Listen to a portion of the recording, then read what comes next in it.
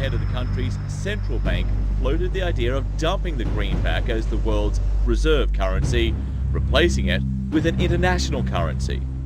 Thousands of people gathered to hear Barack Obama deliver key foreign policy speech on his current European tour. His vision for America's place in a new world order. Returning vets could be a risk to our nation. We've got to give them a stake in creating the kind of world order that I think all of us would like to see. And one of the ways it will drive the change is through global governance. I think a new world order is emerging. This is a hoax and a scam which is designed to transfer wealth and power from the private sector to the government sector and from the government of the United States to a world government. And those people who have been yelling, oh, the UN's going to take over global conspiracy government. Theorists. They've been crazy, but now they're right. And who got the money? Hundreds and hundreds of banks. Any bank that has access to the U.S. Federal Reserve's discount. Tell us who they are. No. You know, financial terrorism. They have the ability to tweak the knob. I am proposing that the Federal Reserve be granted new authority. The ultimate goal of the carbon tax and the cap and trade is to destroy production. This energy tax is the largest tax increase in American history. We're actually creating a global warming police. So number one, they can come in, the federal government can come in and inspect your house and send you the bill. We're setting up a global warming Gestapo. One of the things that if you talk to our generals, they are desperate for is a civilian counterpart to our military forces. I am fierce. And this is what I wear. Senator Barack Obama's presidential campaign is asking Missouri law enforcement to target anyone who lies or runs a misleading television ad. I've now been in 57 states. I think one left to go. The president, when he was in Europe last week, he met with the King of Saudi Arabia. He appeared to bow. President Obama today proposed something new, something called prolonged detention. Pre-crime is where people are arrested and incarcerated to prevent crimes that they have not yet committed.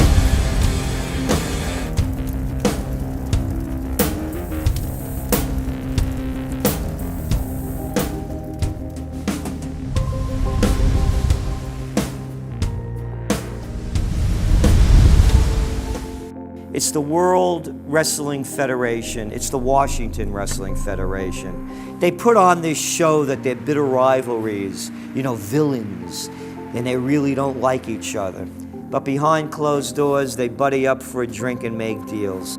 Both the Republican and Democratic parties are owned by the same global elites. And on issues that matter to those global elites, they act as one. They've wrapped themselves in the American flag, and they've talked about preserving American heritage and principles, and all the while they're working to merge us into a new world order where our sovereignty will be destroyed. We'll lose all connection with our American heritage. With Bush, you knew exactly what you were getting. It was there was no iron fist in a velvet glove. It was just the iron fist. Whereas with Obama, you've got the velvet glove and the iron fist. You know, a very sharp guy, very smooth, knows exactly what he's doing. For that reason, far more dangerous than Bush. Well, at the end of last year, I was willing to give Obama the benefit of the doubt. I thought it was premature to write this guy off. But now that he's been in office for a while, it's obvious that he is very tight with the Goldman Sachs and JP Morgan's on Wall Street, and he is extremely compliant and pliant to the wishes of the large banks, going back to what we saw with Robert Rubin under the Clinton administration, changing laws in favor of the banks. And he's not doing anything to stop the banks. He's helping the banks continue to do what they were doing under Bush. So in fact, he's just a continuation of Bush on the subject of markets and finance, which is the most important part of his policy right now. People who voted for Obama wanted real change, and they're getting platitudes, they're getting a lot of nice talk, but nothing in the way of concrete change is taking place. In this town, business as usual. There's one puppet master that controls the left, and there's the same puppet master controls the right. They control the Republican Party, and they control the Democratic Party. This is not a party issue. This is not a left-right issue. The question is, who should government serve? And it should serve the people. In fact, government is just a tool of the dominant minority that uses economics and government law to enforce upon the public various mandates. The right-left paradigm in the U.S. and in U.S. politics is taken directly from the commercial world and the corporate world. In the business world, you have Coke, Pepsi. You have McDonald's, Burger King. You've got AT&T and Verizon. You've got duopolies. And a duopoly gives the illusion of there being some competition and some choice. And it looks a little bit better than a monopoly. So, for example, in communist Russia, if they had communist Russia red and communist Russia chartreuse, there would have been the illusion of choice and something akin to democracy in Russia. But they simply said, forget it, we're just going to go with red. In the US, they have this left-right paradigm, which unfortunately, it doesn't take them out of the hard, cold fact that there is no choice. There's no social justice. There's only one choice, which is to supply more rent to the rent seekers who have now taken the whole system hostage. We've seen the limitations on government whittled away. We have seen this erosion to the point where today it seems like nobody does care. And right now in Washington, D.C., we have seen a fall of the republic. If the United States doesn't have its Bill of Rights and Constitution, it doesn't exist anymore. It's just more real estate, more dirt. And that's what these global corporatists want. They want to completely dismantle the Bill of Rights and Constitution, and they're doing that right now. This is the fall of the republic. Our nation is dying. We, the people that live in this fine country, need to stand up, get involved, and take the system back. It's the Bill of Rights and Constitution that we owe allegiance to, not to a political party, and not to politicians that wrap themselves in the red, white, and blue, while at the same time, they destroy everything that sacred flag stands for. So in the old days, you used to have this globe that with 180 some odd countries, and a few of those countries had a lot of power, like the Soviet Union, the United Kingdom, and the United States at various times. But today, you might better look at that globe and say that it's surrounded by huge clouds swirling around the planet. They know no national boundaries, they don't follow any specific sets of laws, and these are the big corporations. They basically control politicians around the world because they have all the money, and politicians always need money to get elected or to run their governments if they're not democratically elected politicians. They control the mainstream press, either through outright ownership or advertising budgets. They have massive amounts of lobbyists in Washington that have tremendous influence on our president and Congress. And they really are calling the shots.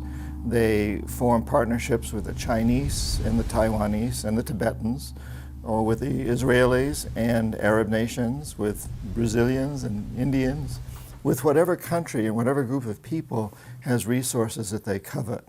And so for the first time in history, we really have this new form of an empire. Barack Obama is a puppet of the New World Order to bring in a World Bank, to destroy the economy of this country, and to bring in global governance. And no matter how likable the fellow is, we as citizens of this country need to stand up and say no. We have to stand up to preserve a republic here and a rule of law, which is under dire threat. We don't want to live under a world government of the corporations, by the corporations, and for the corporations. I don't want to believe it, and that's probably what holds me back on it, but I'm certainly seeing enough indication that it could be true.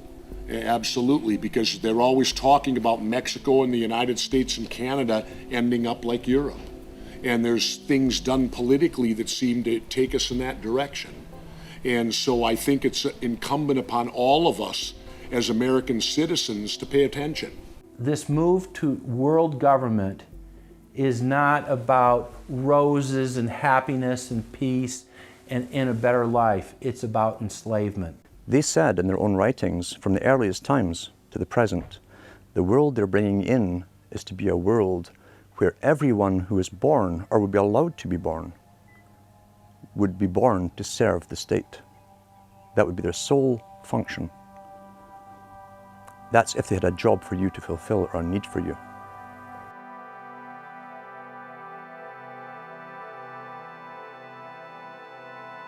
July 4th, 2009. Across the United States, citizens gathered to celebrate the Republic's founding 233 years before. Most people in the crowds were aware that America was going in the wrong direction, that things were changing for the worse. But few could grasp the sheer magnitude of corruption and looting running rampant like a disease through the heart of the nation. The engine of America's greatness is not just its liberties, but the people's willingness to fight to keep them.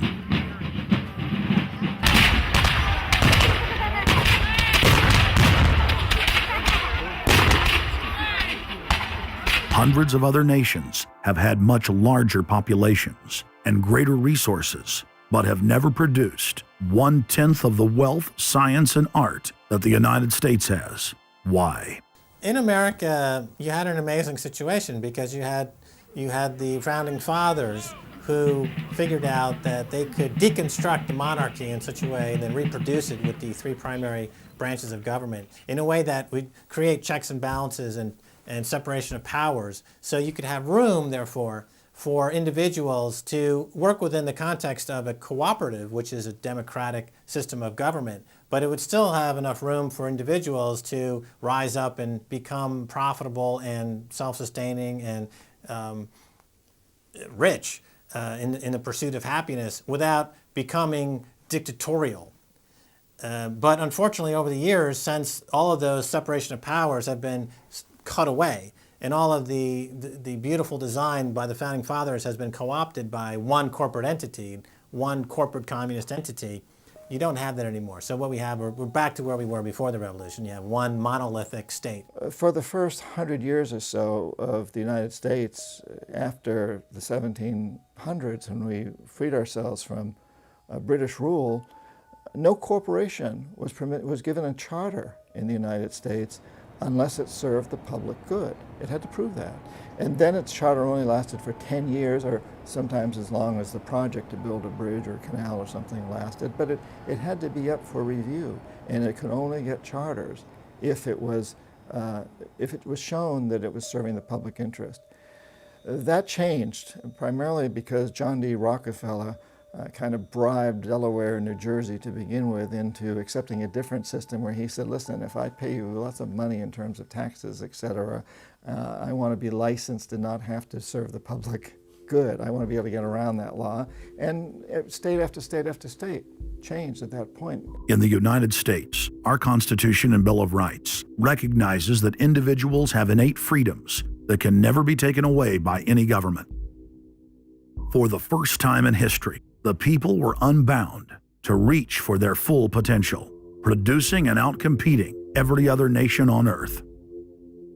The rights of free speech, self-defense, private property, due process of law, and many others ignited a revolution in human development that threatened the despotic rule of monarchs and tyrants worldwide. But the corrupt elites had studied history. They knew that great civilizations could only fall from within. They know from previous experience and history that civilizations come and go and dwindle. They know the reasons why they come and go. Isn't the only hope for the planet that the industrialized civilizations collapse? Isn't it our responsibility to bring that about? Morty Strong, founder of the UN Environment Program, from his opening speech, Rio Earth Summit, 1992.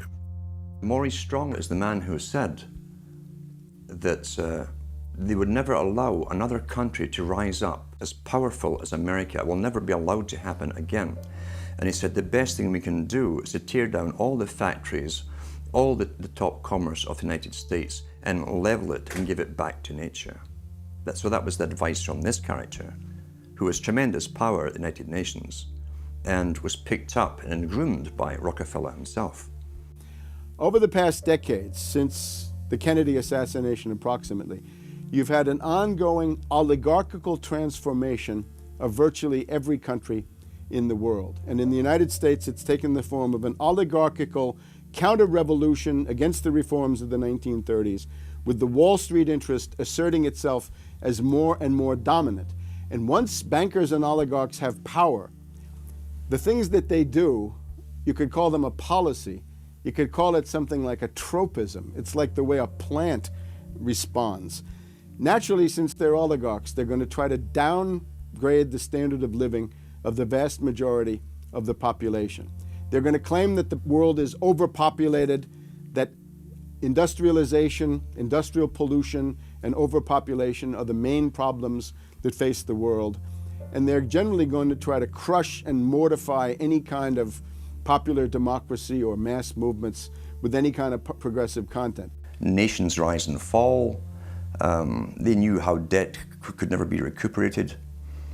They knew that disease or prolonged war could wipe out the population and the future populations that pay off debt. So these guys all work together. That's why it's no surprise that today you have Lord Rothschild coming out, pushing the latest scam or religion that we must all believe in, which is global warming, which his personal bank, his family's bank in Switzerland, will be in charge of. They've run the system, the whole economic system of the world for the last 250 years. So why shouldn't they also run the economic system for the next few hundred years? The question of a ruling class, oligarchy as a ruling class, is posed by Plato in the Republic, where we find that oligarchy is a constitution full of many evils, where the rich dominate the government by buying it, and the average individual or the poor count for absolutely nothing. Oligarchy is a frame of mind. In other words, if you're a banker, this is already a worldview. It's a world outlook, and it implies the policies that have got us here, right? Malthusian policies, zero growth policies, driving down the standard of living, attempts to wipe out all kinds of mass institutions that might be a countervailing force. This is a scientific dictatorship, which Bertrand Russell said, and the Huxleys said, both Aldous and Julian Huxley said they would bring in the scientifically controlled society. It's not just family planning, which really means abortion and so on. It's global planning, which is literally sterilization and abortion worldwide for the ideal reduced society, and not just across the board, through genetics, through the Genome Project, through the constant IQ testing. Globalization has economically destroyed the world. You've got at least 40 to 50,000 people who die every day worldwide from starvation, malnutrition, and diseases which can be cured for pennies, such as diarrhea. And if you ask one of these Malthusian oligarchs, don't you think that something should be done to raise the standard of living in Africa or South Asia? They'll say, no, we can't do that. That would wound the planet. That would oppress Mother Earth. So that's oligarchy. Class consciousness in this sense is absolutely essential. If you think that bankers are the same as you, you're wrong. F. Scott Fitzgerald once told Hemingway, you know, the rich are different from us. And Hemingway said, yeah, they have more money. And F. Scott Fitzgerald replied, no, it's something much deeper. It's a whole different world. To be an oligarch, to be a Rockefeller or something of this sort, means that you're in a completely different world with values which are the reverse of human values. Now, if you allow the oligarchs to continue to dominate, the destruction of world civilization is a matter of a few decades at the very, very most. So, choose. To force their agenda through, the elites are employing one of their favorite tools, artificial crisis creation, also known as the Hegelian dialectic of problem-reaction-solution. You never want a serious crisis to go to waste. And what I mean by that, it's an opportunity to do things that you think you could not do before. The Earth's ruling elite are first and foremost monopoly men. The founder of the Rockefeller clan summed it up simply when he said, competition is a sin. Rockefeller himself said that competition was a sin. And people quipped at that, thinking it was one of his little jokes. He made many jokes about saving pennies and stuff like this. But in reality, he was telling you a truth, that competition to a man like him, who worked for a much larger organization, competition truly was a sin. And The cartels have been formed ever since, have become much bigger, more powerful. Cartels which can literally command governments, sometimes to go to war on their behalf, have occurred. The economic crash of 2008 and 2009 was an engineered crisis designed to cripple sovereign nations globally to make way for a world currency and a new bank of the world. China's holding what, 1.5 trillion worth all over the world. They're holding US currencies. They want to get out of them in a way where they're not going to lose on their investments. There's going to be a world currency. There's going to be a new reserve currency. They're going to push it through the IMF. That's going to be the banksters that are going to be in charge of it. It's going to happen, and it's going to happen sooner rather than later. There was also a question to Geithner. Do you think that the US dollar ought to be replaced? And he blew it. He had a moment of candor where he said, yeah, we're considering that. So on that day, the dollar went down 1% within a couple of minutes. Chinese government proposal about a global currency and about the IMF regulations, the new IMF idea about the general agreements to borrow and having a faster ability to disperse to the emerging market. As I understand this proposal, it's a proposal designed to increase the use of the IMF's special drawing rights. And we're actually quite open to that suggestion. Timothy Geithner's comment about global currency is not off the table because it's not off the table and it's going to come. The whole world is ready to bail out of bucks. They just want to do it in a way where they're not going to lose on their investments. That's all that's going on. All the people around the world, the Japanese who have $1 trillion, the Chinese who have $1 trillion, the Saudis have $1 trillion, the Europeans something similar, they're all going to dump it at the same time. The rush for the exits. And that will then create hyperinflation. When America finishes supplying the manpower and the military for standardization of the world into the one system, and they want a secular world society with a hint of greening and Gia worship for sustainability reasons. America, as they're finishing off this agenda, they'll be pulling the rug from underneath Americans at home at the same time towards the latter stages. When the dollar starts to slide, and this was always the nightmare of Paul Adolph Volcker, who is now sitting in the Obama White House, once the dollar starts to go, there's nothing to stop it. There's no useful way that you can stop it once it begins to gather momentum. So I think we're facing the probability of some form of dollar panic combined with hyperinflation sometime during the Obama presidency. They're now pulling the rug away from under the feet of the people. They're becoming rapidly a non-manufacturing country. Any country that can't manufacture its own goods, even for self-defense, therefore is no longer sovereign, independent, and able to sustain itself, which tells you that this is all part of the plan. It started with the very beginning when you established that there was a Federal Reserve System given the power of the state to create money out of nothing and to do so without any regard to the will of the people, without any regard to what's behind the money system. In other words, strictly political and economic motives for the bankers and the politicians. Once you granted that power to a group, the Federal Reserve System, the economic crisis was inevitable. This has happened before. Every time in history when the government was given the power, or a group of banks in conjunction with the government was given the power to expand the money supply at will, those economic systems always wound up in crisis and always collapsed.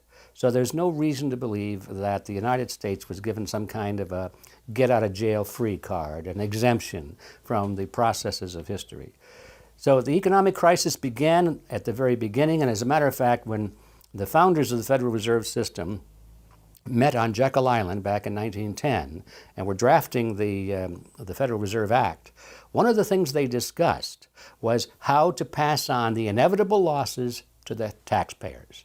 They knew that inevitably something like this would happen, and they knew that there had to be some way to get out of it without destroying the banks, of course, because they were the banks. And they said, aha, we'll go into partnership with the government, we'll take our cartel agreement and pass it into law, call it the Federal Reserve Act, and we'll make the taxpayer come online and be responsible to bail us out if and when the failure finally comes. Who's going to soak up the derivatives? Who's going to soak up the debt? Who's going to be penalized? And right now, it looks like Wall Street's getting bailed out, and the little guy in the middle of Main Street America are all going to pay the penalty. Can the economy be turning around here? Are happy days here again? And can we actually have growth without jobs?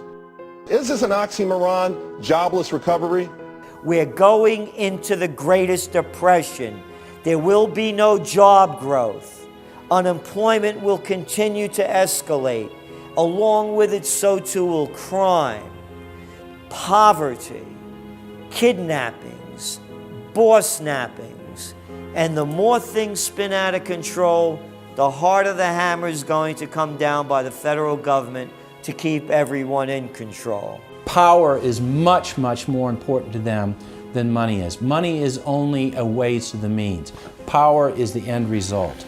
The elite's main goal is to destroy national sovereignty and individual independence. To consolidate their grip on power, the banksters create artificial debt bubbles that are mathematically impossible to pay back. These are those sinister, toxic assets, the complex financial instruments that they talk about but never really name. They're paper based on paper. They're credit default swaps, collateralized debt obligations, mortgage-backed securities, asset-backed securities, structured investment vehicles, auction rate securities, and so on down the line. It's an immense mass of cancerous, fictitious, speculative paper, bloated in value, impossible to bail out. Triage the derivatives on their books. There's no way to bail out a $1.5 quadrillion black hole of derivatives, but nevertheless they tried. The Wall Street cronies are crooks. If you leave the vault to the bank open, these people are going to help themselves. The job of the government is to make sure there's somebody there to make sure the vault is closed, and very few people have the combination.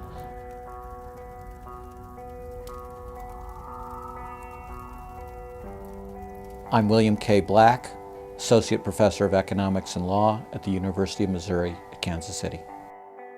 I was a senior regulator in a number of different positions during the heart of the savings and loan crisis. On a staff level, I led the re-regulation of the savings and loan industry. The purpose of regulation and effective criminal prosecution is to make sure that cheaters don't prosper, that honest manufacturers win in competition. The primary driver of the current crisis is accounting control fraud. These are frauds led by the CEOs of the major lending institutions and major banks and institutional buyers of toxic waste product. How did it start? It started with mortgages, particularly non-prime mortgages. In September of 2004, the FBI warned that there was an epidemic of mortgage fraud, their words, and that this epidemic of mortgage fraud would cause an economic crisis at least as large as the savings and loan debacle if it wasn't stopped. The FBI found that 80% of the mortgage fraud was being induced by the lenders, not by the borrowers. You know, much of the rage has been against the borrowers, but if you want rage, it should be at the CEOs who became fabulously wealthy by following a strategy based on fraud. The Wall Street people and their friends here at the Federal Reserve and at the U.S. Treasury and down the Washington Mall here at the U.S. Capitol. That's where the damage was done, and if people want to vent their anger, they need to vent it against these people. Between the Bush-Paulson administration and the Obama, Summers, Geithner, Volcker administration, there's really a total continuity of economic and financial policy.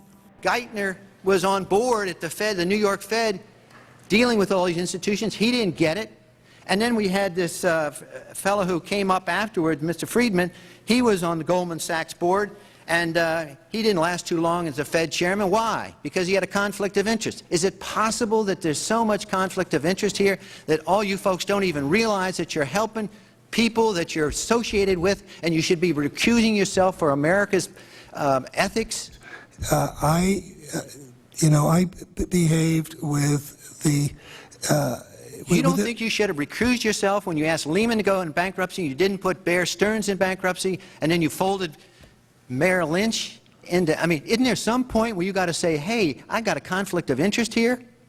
You don't feel any kind of scintilla of ethics on this thing at all? Totally. I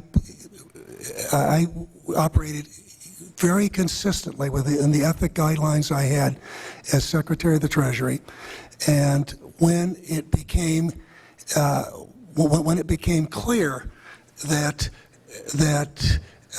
we had some very significant issues with Goldman Sachs and with why didn't you recuse yourself with Morgan Stanley, what I did then, it would have been very wrong for me to recuse myself. What I did was I went and got a waiver from the ethics agreement, because when we had concerns... Who is in charge of the ethics agreement? What? Who's in charge of the ethics agreement that you got a waiver? We have a Office of Ethics at Treasury, and we have a White House ethics office. So you got it from the legal counsel from the White House? We got it from the Government Ethics Office. So we had Snow, we had Paulson, now we have Geithner. All these people cut from the same bowl of cloth. These are not independent Treasury secretaries. They're part of the problem, not part of any solution. And it would have been nice to see President Obama effect some change in Treasury, but of course, he went and got a Wall Street insider as his Treasury Secretary.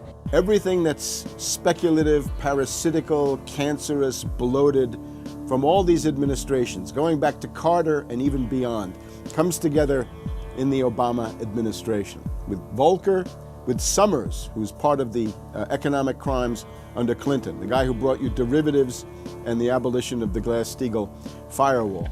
You could not have gotten a more perfect setup for a takeover from a previous government, the Bush regime, than the Obama regime. Now, there are some authors out there already saying that it's the same bunch, and it's true. It's the same bankers who put the same boys forward. Obama, far from helping the public and giving them something new or giving them more power and say over their own affairs, has actually sided immediately with the bankers who once again have robbed the public blind, and now they must get bailed out by your tax money. Obama does it all with left cover. He makes you think that he's somehow different from Bush, that this is somehow benevolent, that he cares about the poor. And in reality, this is the cruelest hoax and the most bogus sham. Obama is 1,000% devoted to Wall Street interests. When Wall Street says jump, Obama jumps. And again, it's about $30 to $40 for the bankers for every dollar that ever reaches an unemployed person or somebody who's on food stamps or some infrastructure building for highways. The hope with the Obama administration was that it would move us beyond this. But unfortunately, what we're seeing more and more is that Obama has brought in many of the economists who bought into the system in the past. Larry Summers is a very good example. And so many of his economists, many of the people there, you can really almost at this point relate Obama to Hoover, who did something similar in his presidency, as opposed to Franklin Roosevelt, for example, who brought in a very fresh team. So the concern here now is that Obama's falling into this trap of bringing in the same people who put us in the position that we're in today, and other people who buy into the same theories that brought us here, this mutant form of capitalism. presumably what most politicians want to come in is say, hey, the problems of the past, they're due to the old guy, and I'm cleaning house, and I'm going to bring in a new team, and don't blame us for the things we've inherited. Can't say, you know, those policies of the past that came before were insane, because you got the guy that was one of the key architects of those policies. People need to stop having allegiance to their political party. They need to have allegiance to the Bill of Rights, the Constitution, and what has made our republic so special. The basic human rights and dignity that every citizen of this country inherently has. Not because it's some right given to us by government, but because our Bill of Rights, our Constitution, enshrines that these are inalienable rights given to us by God, that we inherently have as sentient, free, conscious beings. But instead the public cheers on the Republicans as they win, or cheers on the Democrats as they defeat the Republicans. It's an endless, staged, gladiatorial event, special interest own both parties, and they project this false left-right paradigm up as like a movie screen. And behind that, behind the throne, the establishment is able to control our society and engineer it into this high-tech police state. If you try to let the finance oligarchs who created the crisis turn around and say they're the doctors who are going to get you out of the crisis, they will dig you deeper and deeper into the bottomless abyss of world economic depression, financial collapse, and disintegration. The Democrats have really done more to destabilize the American economy and to help the big banks on Wall Street than the Republicans have done. I would imagine that the Republicans know a little bit more about finance and markets enough that when someone like Goldman Sachs asks the Congress to change laws as they did in the 90s to do away with position limits on the futures contracts, the Republicans would have said, no way, that's completely inconsistent with any notion of a fair market. But the Democrats, I have a feeling, are just not financially literate enough to say no. And I think that Goldman has very shrewdly positioned themselves with the Democrats, because the Democrats typically, like many NGOs that I've run into, they seem to have a complete inability to comprehend these issues of markets and finance and how it relates to social justice. So under the Democrats, we also saw the repeal of Glass-Steagall. Glass-Steagall said there's an inherent conflict of interest between the commercial banking side, which is the lending side, and the investment banking side, which is taking an ownership position. And we have to end this conflict of interest by separating these two entities. You can have investment banks and you can have commercial banks, but they have to be separate. Do you think that the repeal of Glass-Steagall was a tragic mistake? No, I don't think so. You could be a commercial bank like Chase Manhattan, or you could be an investment house like JP Morgan, or a bank like Bank of America, or an investment house like Merrill Lynch. But you couldn't be both. And as the 90s went on, the screaming hyenas of Wall Street were demanding that this prohibition, this regulation, be abolished. This was an illegal and inappropriate form of casino. The derivatives were being used and they were being unregulated, and people were getting 30 to 1, 40 to 1, 50 to 1, and sometimes 100 to 1 profits on the way up. And remember, derivatives are a zero-sum game. So there's nothing there. It's not like a piece of stock in General Electric or Ford or something like that where there's supposed to be some value. Derivatives have no value. But the very people, Summers and Gettner and all the people at Goldman Sachs and JP Morgan who created these things, made not millions or billions, but trillions on the way up. And now that these things are crashing, the very same folks are now put in charge of regulating these things and in charge of the bailout, and they are giving money to the very rascals that created this problem, took the profits. The problem cannot be fixed. And this is on Obama's watch right now. You have so many different schemes and mechanisms at play. It's sort of like after there's a blackout, you know, people in some parts of the country have been known to loot the local stores. You know, they go in, they grab the televisions, and they grab the stereos. And basically that's what the Wall Street gang has done. They've just engaged in this massive looting of money from their own companies and now from the U.S. Treasury. There was a lady called Brooksley Born. She was the head of the Commodity Futures Trading Commission under Clinton. And she said, look, we have these derivatives. Why don't we at least make them reportable so we know how many there are and where they are? And she writes in a biographical account, she said, I picked up the phone and Larry Summers was screaming at me that I was interfering with the wonderful inventiveness and ingenuity of Wall Street and their ability to come up with new financial products, such as these derivatives. Brooksley Born was the chair of the Commodities Future Trading Commission, CFTC, which regulates many financial derivatives. And she said there's a grave danger out there in the form of these credit default swaps.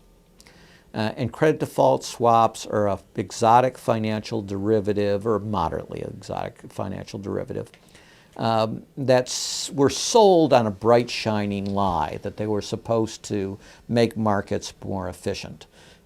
In fact, they allow utterly insane gambles, and they're really great devices for accounting fraud as well. She actually says, I'm thinking of adopting this regulation. The Clinton administration goes berserk, and in particular Larry Summers, but also Rubin. Now behind Larry Summers, there's another layer. Bob Rubin of Goldman Sachs, the Clinton administration, and Citibank. And he also thought that derivatives were a wonderful thing for the U.S. economy, and he made sure that they were never regulated. Also, we can't forget Alan Greenspan over at the Federal Reserve. Now, you look at Summers, he is sitting in the White House today, making policy for Obama.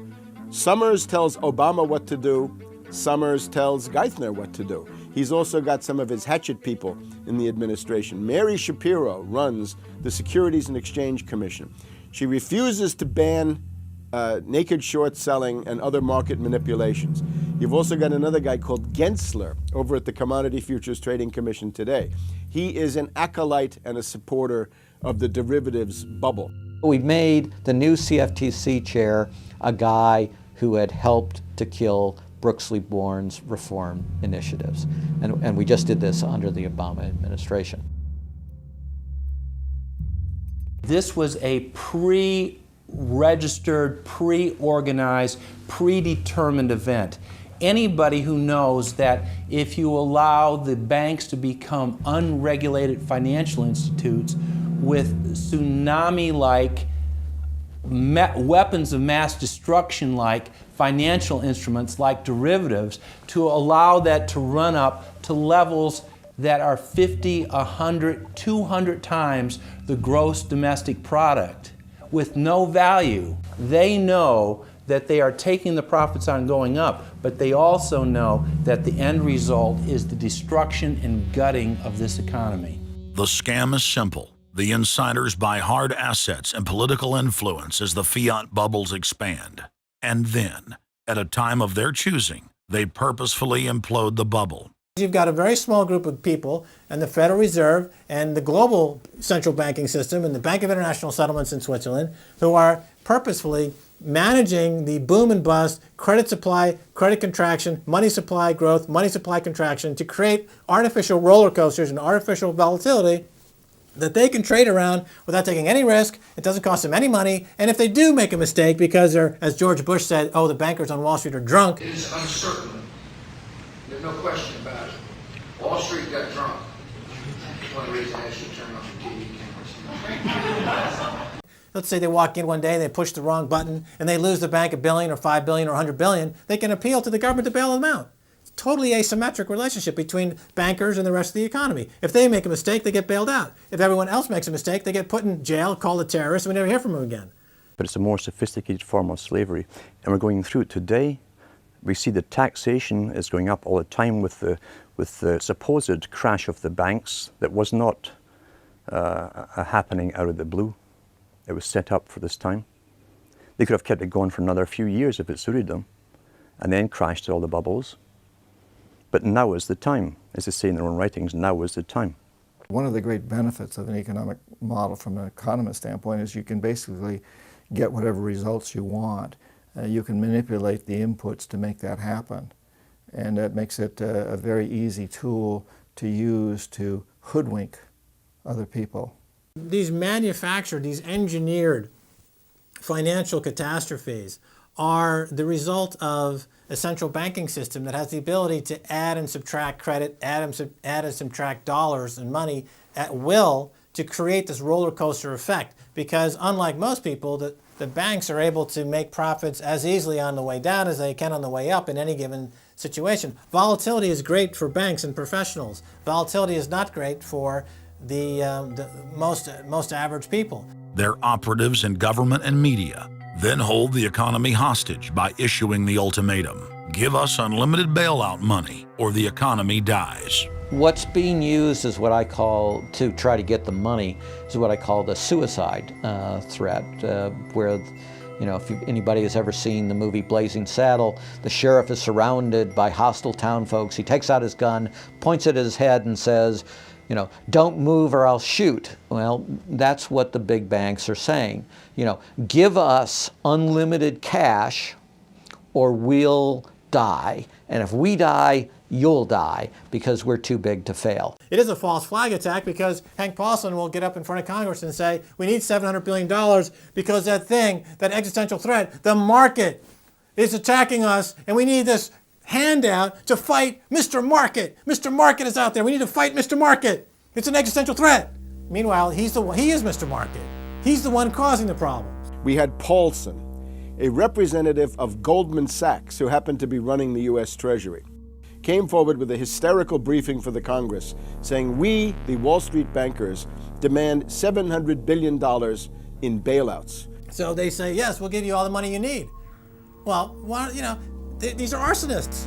Paulson, Tim Geithner, Bernanke, they're arsonists. They're asking for more matches.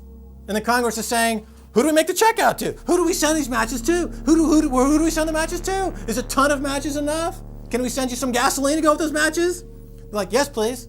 Don't change our management. Don't pay us what assets are worth. Pay us way more than what our assets are really worth. Don't make us use honest accounting. Allow us to lie. We've just, under congressional pressure, changed the accounting rules for the express purpose of making sure that the big banks don't have to report honest losses. The only way they can pass this bill is by creating and sustaining a panic atmosphere. That atmosphere is not justified. Many of us were told in private conversations that if we voted against this bill on Monday, that the sky would fall, the market would drop 2,000 or 3,000 points the first day, another couple thousand the second day, and a few members were even told that there would be martial law in America if we voted no. That's what I call fear-mongering. We have people in the government threatening martial law or things to get their way in the executive branch against Congress. If you put all these signs together, it doesn't look good at all. To the extent we are a democracy, we're sort of a hairbreadth away from a police state. Congress aided the bankers in carrying out the biggest heist in history with the so-called banker bailout of 2008. The bailout money, the $13 trillion or so that have been given to the banks, is sitting on the balance sheet of the banks, and that is incurring interest costs. And that's going to precipitate the need to flush the system with more cash. And at some point, the dam will break, and you're going to have very high inflation. Some predict hyperinflation. You cannot print phantom money out of thin air, backed by nothing, and producing practically nothing without destroying the world economy. So unless we cut out the toxic funds, the toxic elements of this economy, every time we put in money on this bailout, it's just feeding the fire. It's not making things better. What should have happened is that those banks and investment banks should have been seized. They should have been seized by the Federal Deposit Insurance Corporation. Those are zombie banks. The Chase Manhattan, JP Morgan Chase, Bank of America, Citibank, Wells Fargo, Wachovia, so on down the line, to AIG in the insurance realm. These are zombie institutions, insolvent, bankrupt. The only thing to do with them is to seize them, put them through Chapter 11 bankruptcy. That'll probably turn into Chapter 7 bankruptcy, liquidation. And above all, triage the derivatives on their books. There's no way to bail out a $1.5 quadrillion black hole of derivatives, but nevertheless they tried. They will, of course, try to regain some of this money back, but their debts, unlike any other period in history, are now a quantum size bigger than the entire global GDP by a factor of 50 to 100. It's almost infinite amount of debt. If you really look at the numbers, because of the massive, massive debt, and right now, total debt in this country is about 375% of the gross domestic product. And that's not including derivatives. If you put the derivatives in, it's probably 20 to 30 times gross domestic product. It's beyond what anybody has ever even considered. While they were looting North America into the ground, the international banking syndicate was simultaneously executing the same scam in over 100 other nations. So who got the money? To financial institutions in Europe and other countries. Which ones? I don't know. $500 billion and you don't know who got the money? Well, Obama's got one difficulty with this Congress. It's the number of freshman Democrats that got elected. Many of these people know that they got their seats from, and many of which got seats in the Senate and Congress from long-held Republican seats. They know that the people back in their states and in their constituencies will not tolerate this any longer. So up against the Republicans and the blue dog Democrats are these freshman congressmen, Democratic congressmen and senators, and they're not, they don't seem like they want to go along with the program. So if there's any hope, it'll come from these freshmen. The Constitution says no money shall be drawn from the Treasury but in consequence of appropriations made by law. This money is not drawn from the Treasury. Well, let's talk about that. Do you think it's consistent with the spirit of that provision of the Constitution for a group like the FMOC to hand out $500 billion to foreigners without any action by this Congress? Congress approved it in the Federal Reserve Act. When was that? Quite a long time ago. I don't know the exact date. 100 years ago? The original act is 1914, I believe. I don't know whether this provision was in 1914 or not, but the Federal Reserve Act was in 1913. All right, and at that time, the entire gross national product of this country was well under $500 billion, wasn't it? I don't know. Is it safe to say that nobody in 1913 contemplated that your small little group of people would decide to hand out $500 billion to foreigners? What the bailout legislation really did was give a blank check backed up by U.S. taxpayers to offshore megabanks. Of course, Congress has oversight. If you read the Constitution, our founders were very clear. Anything to do with taxes and money is put into the hands of both houses of Congress together. Both houses of Congress together must approve it. Because it's a buck, because that's why we fought the revolution. Taxation without representation was part of it. Foreign banks, Société Générale of France, about 10 billion for a French bank. Deutsche Bank of Germany. Did Deutsche Bank need the money? How much did they get from the bailout? Well, they told us they got $12 billion from the bailout. And Barclays Bank of Britain, $10 billion. So you're up to almost $50 billion to bail out a series of foreign banks that were derivatives counterparties of AIG, plus Goldman Sachs. This is the biggest swindle, not only in the history of the United States, this is the biggest swindle and transfer of wealth in the history of the Western countries. And we've seen all these cronies from Wall Street with the combination to the vaults around the country, and they've just looted the Treasury and the banks and the securities industry dry. This is by probably an order of magnitude the biggest fraud in history. Over the next 10 months, $23.7 trillion was stolen from the U.S. Treasury. The gentleman from North Carolina, Mr. McHenry. Thank you, Mr. Chairman. And the tune of $23.7 trillion worth of taxpayer exposure for the bailouts is quite striking. The calculation right now is that with Obama, we've got $24 trillion as a line of credit available only to Wall Street banks, insurance companies, credit cards, mutual fund companies, and others, but only financial institutions. $24 trillion of money from the Federal Reserve, from the Federal Deposit Insurance Corporation, and from the Treasury in the form of the bailout of October 2008.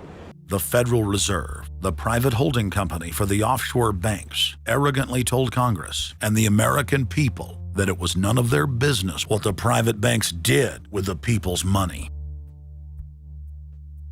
One very interesting exchange. Senator Bernie Sanders of Vermont asking Bernanke, we have given upwards of $2 trillion to various financial institutions.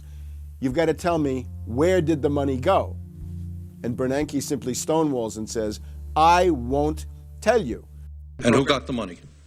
Hundreds and hundreds of banks. Any bank or that has access to the U.S. Federal Reserve's discount. You tell us who they are. No. Do you have to be a large, greedy, reckless financial institution to apply for these monies? There is no subsidy. There is no capital involved. There is no gift involved. It is a collateralized, short-term liquid loan that is both over-collateralized and is recourse to the company itself. We have never lost a penny doing it. And how can other institutions get those loans as well? According to the law, we are supposed to be lending to depository institutions. Let me just say this, Mr. Chairman. I have a hard time understanding how you have put $2.2 trillion at risk without making those names available, those institutions public. And we're going to introduce legislation today, by the way, to demand that you do that. It is unacceptable to me that that goes on. Behind me, the Federal Reserve is probably the least transparent agency in the federal government.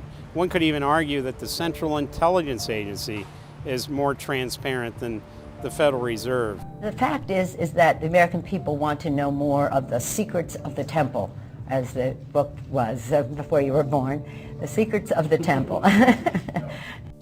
The Fed, as you know, is just a monopoly by the bankers. This is simply putting the foxes in charge of the henhouse. Personally, I'd be in favor of Congress just nationalizing the Fed and getting the bankers out of there. They're just stealing from the American people. Put it directly in the hands of Congress and let Congress decide, rather than this cabal of bankers deciding their own rates of profit at the expense of the American people. Since the Federal Reserve's creation in 1913, patriots have labored tirelessly to alert the American people to the true nature of the Federal Reserve. Throughout its 90-plus year history, most Americans falsely believed that the Federal Reserve was a government agency. But today, scientific opinion polls show that the vast majority of the public is aware of the fact that the Federal Reserve is a front company for an offshore private banking cartel that dominates not just the United States, but almost every other nation on Earth.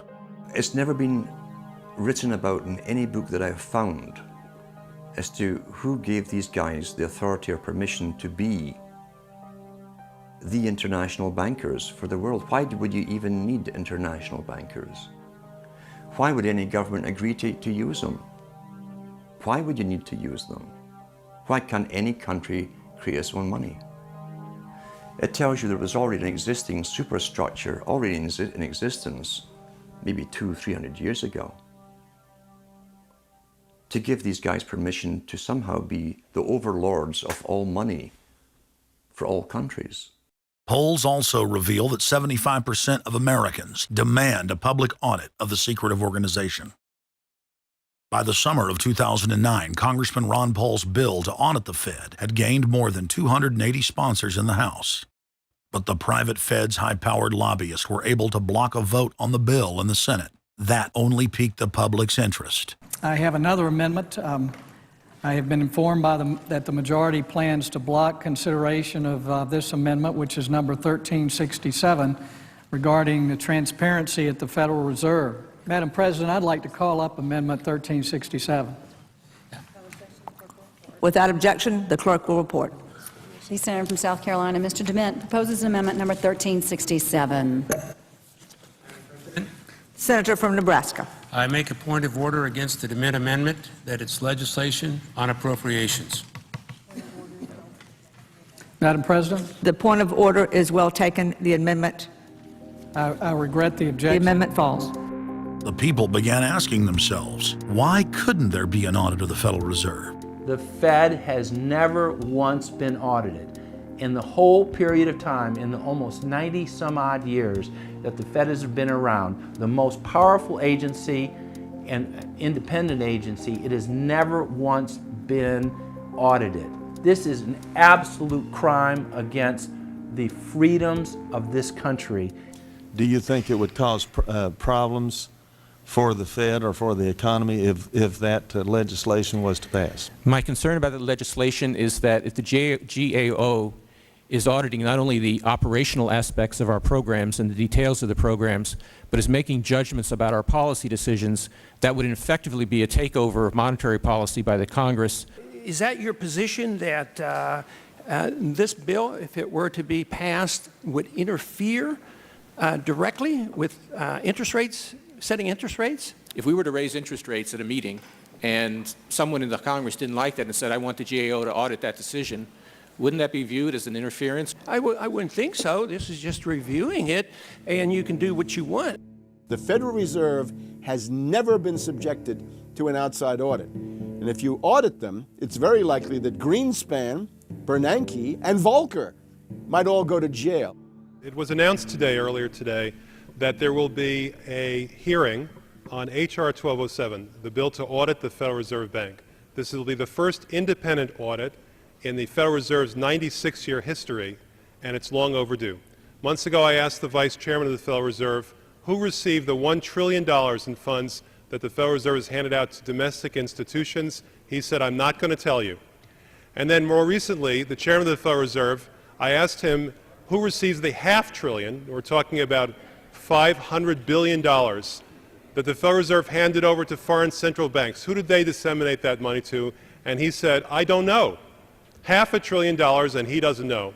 It's long overdue. We need to audit the Federal Reserve, and I'm happy to say that we're going to have a hearing on that very soon. The only way, really, America can get out of the current mess is you've got to shut the Fed down completely, get rid of the Fed. You've got to put the money printing mechanism back under the roof of the federal government instead of outsourcing it to the Fed. Why were the bank's front men, Alan Greenspan and Ben Bernanke, all over the news saying that they were above the law? What is the proper relationship, what should be the proper relationship between a chairman of the Fed and a president of the United States? There is no other agency of government which can overrule actions that we take. What the relationships are don't frankly matter. A grassroots movement demanding that the private Federal Reserve be nationalized exploded in size across the country. The momentum had shifted. Now the arrogant central bankers were the ones running scared. They had planned to use their stage crisis to bring in an all-powerful central bank of the world. Immediately, every country goes into action at the same time. The International Monetary Fund is mentioned at the G20 meeting. They say that it must be brought to its full power, and we need a Bretton Woods Part 2 for world taxation. What is global government? For decades, the media denied it existed. But now they're saying, oh yes, there's going to be a global government, a new bank of the world, and we're going to pay our carbon taxes to it. What is it? It's nothing more than a private, hostile, corporate takeover of every sovereign nation on earth. And then when you look at the philosophy of these global corporate chieftains, it is one of domination of the poor, domination of the population. It is a view that human life just isn't cheap. No, human life is a negative. And so no matter what they do, they have the rationale that it's in the greater interest to get rid of more human lives. They are so arrogant and they're so sure of themselves, they're saying, yes, we created the European Union, we created the Euro, and these are from the people of the Bilderberg. We are going to create a world bank. We're going to create a world government. They're saying it out loud and clearly. Suddenly, across the planet, their regional front banks had been identified by sovereign populations as the illegitimate shadow governments that they are. The controllers had moved too quickly and revealed their hand. Populations around the globe were seeing through the establishment's facade, past the puppet governments, and to the global architects that were pulling their strings. Where are the American people? Why have they lost their dignity? What is stopping them from speaking out? Why have they become little mice that follow Pied Pipers? How can they look up to these pathetic politicians? Go sit down. I have a question for this young man. He has the right to be represented. I'm his father, and I want to talk to you face to face. Why not a lobbyist with all kind of money to stuff in your pocket so that you can cheat the citizens of this country? So I'll leave, and you can do whatever the hell you please to do. One day God's gonna stand before you, and he's gonna judge you and the rest of your damn cronies up on the hill. And then you will get your just desserts. As the public begins to awaken to the fact that Barack Obama has cold-bloodedly betrayed the pledges he made to the American people, the establishment media and Democratic leaders have invoked the tactic of divide and conquer. I think they're astroturf. You be the judge of carrying swastikas and symbols like that to a town meeting on health care. An overwhelming portion of the intensely demonstrated animosity toward President Barack Obama is based on the fact that he is a black man. Desperate to ram their agenda through, they have played the race and class cards. You start to wonder whether, in fact, the word socialist is becoming a code word, whether or not socialist is becoming the new N-word. When I heard people going after the First Lady and the number of staff people they have, it sounds racist to me. It is essential that the establishment play the population off against each other, along the lines of Republican, Democrat, liberal, conservative, black and white. As long as the people are fighting with each other, they can never get together and remove the corporate dictatorship that has criminally seized power through the national security state. Just as George W. Bush betrayed his foolish followers, so must Obama, because his only allegiance is to his offshore masters.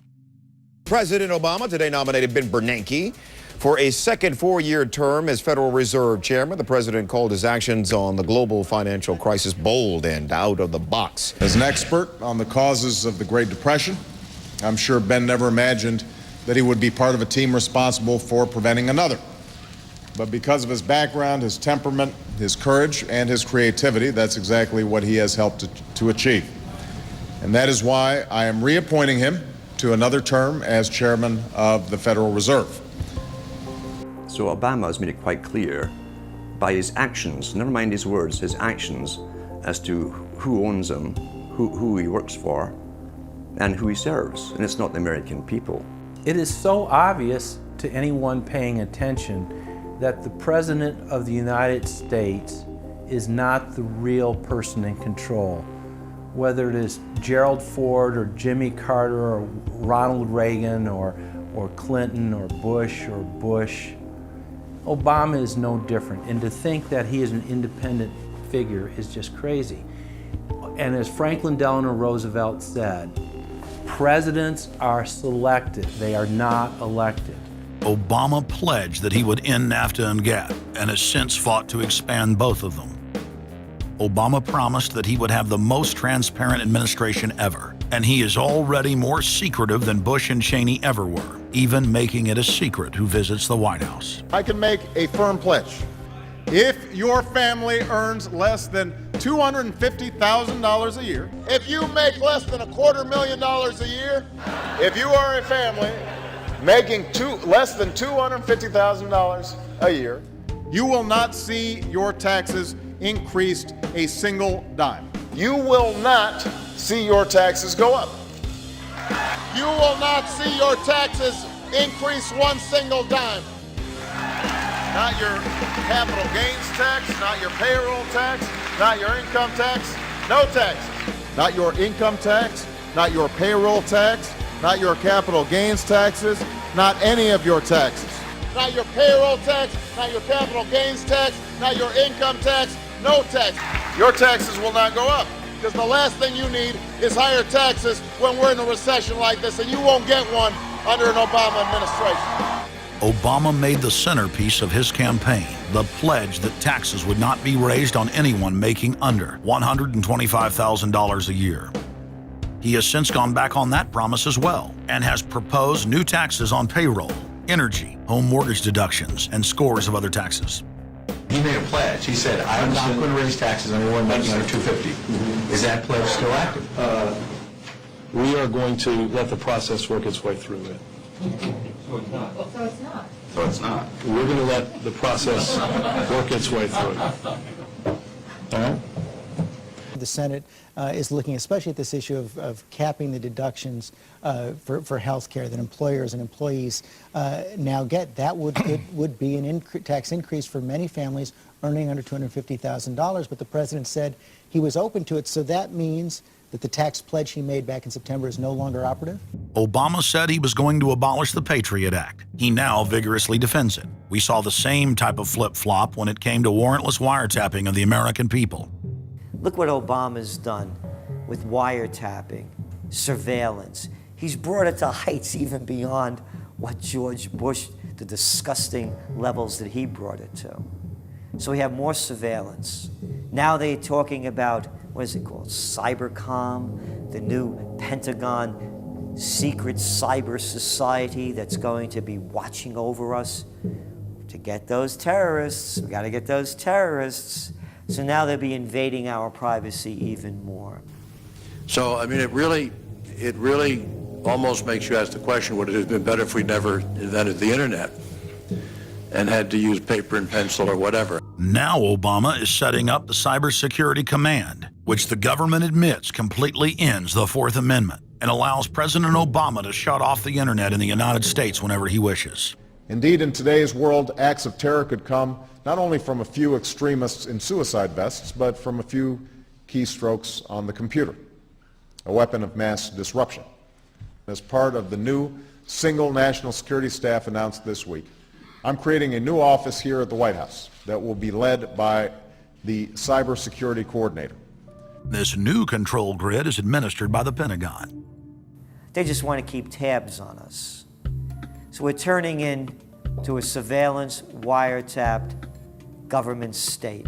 The government is taking more and more control over our lives. I can stand here today as President of the United States and say without exception or equivocation that we do not torture. Obama made a show of investigating torture, but has ignored the Army's own detailed investigative reports, which name the torturers that the White House memos document were following the directives of Bush and Cheney, the men who are most guilty for issuing the infamous orders. Some low-level soldiers have been prosecuted for their role at Abu Ghraib, but no senior officer has been held accountable in any of these cases to date. Heidi? I know that these debates lead directly, in some cases, to a call for fuller accounting, perhaps through an independent commission. Now, I've opposed the creation of such a commission. Next, Obama expanded Bush's doctrine of indefinite detention of foreigners without trial to holding citizens without evidence indefinitely, without ever even committing a crime. President Obama today proposed something new, something called prolonged detention. Pre-crime is where people are arrested and incarcerated to prevent crimes that they have not yet committed. Barack H. Obama, who ran as an anti-war candidate, has continued the war in Iraq, massively expanded the war in Afghanistan, and unleashed a new conflict in Pakistan. Now Obama is promoting the biggest defense budget in history, dwarfing George Bush's war machine. What George Bush has been trying to do as part of his effort to accumulate more power in the presidency is he's been saying, well, I can basically change what Congress passed by attaching a letter saying, I don't agree with this part or I don't agree with that part. I'm going to choose to interpret it this way or that way. That's not part of his power. But this is part of the whole theory of George Bush that he can make laws as he's going along. I disagree with that. I taught the Constitution for 10 years. I believe in the Constitution and I will obey the Constitution of the United States. We're not going to use signing statements as a way of doing an end run around Congress. All right? Obama guaranteed that once president, he would stop the unconstitutional practice of issuing signing statements, through which the executive branch illegally usurps the legislative power of Congress. Congressman Kucinich, when he introduced his 60 articles of impeachment against Bush Jr., I think one was the signing statements. The form of the resolution is as follows. A resolution, articles of impeachment of George Bush, President of the United States. Resolved, that President George W. Bush be impeached for high crimes and misdemeanors. Article 26, announcing the intent to violate laws with signing statements, and in violation of his constitutional duty under Article 2, Section 3 of the Constitution, to take care that the laws be faithfully executed, has used signing statements to claim the right to violate acts of Congress even before he signs those acts into law. Same analysis would apply to Obama, and a fortiori because he taught constitutional law. He knows better. He's a lawyer licensed to practice law, who, as I am, who took an oath when he was licensed to uphold the Constitution and laws of the United States of America. With his signature on the spending bill also came Obama's first signing statement, a presidential declaration freeing him from following some of the bill's contents. I believe in the Constitution and I will obey the Constitution of the United States. We're not going to use signing statements as a way of doing an end run around Congress. All right? He also promised that he would call on Congress to take at least 5 days to read new legislation before it was voted on. When there's a bill that ends up on my desk as president, you, the public, will have 5 days to look online and find out what's in it before I sign it, so that you know what your government's doing. But from his first day in power, he has aggressively pressured Congress to quickly pass bills before lawmakers and the public even have a chance to see them. Will state his parliamentary inquiry. Speaker, in order to try to figure out what we're doing, how much damage to the country, I tried to get a copy of the bill. We have out here on the table 2454 that has 1,090 pages in it, but I've understood since debate in here that there's another 300 pages that were added in the middle of the night. My inquiry is, how do I get a copy of the other 300 pages that people on here or here on the floor hadn't had a chance to read or see? Where do we get that before we cram this down on the American people? Is there somewhere physically in the House of Representatives a copy of what we're voting on?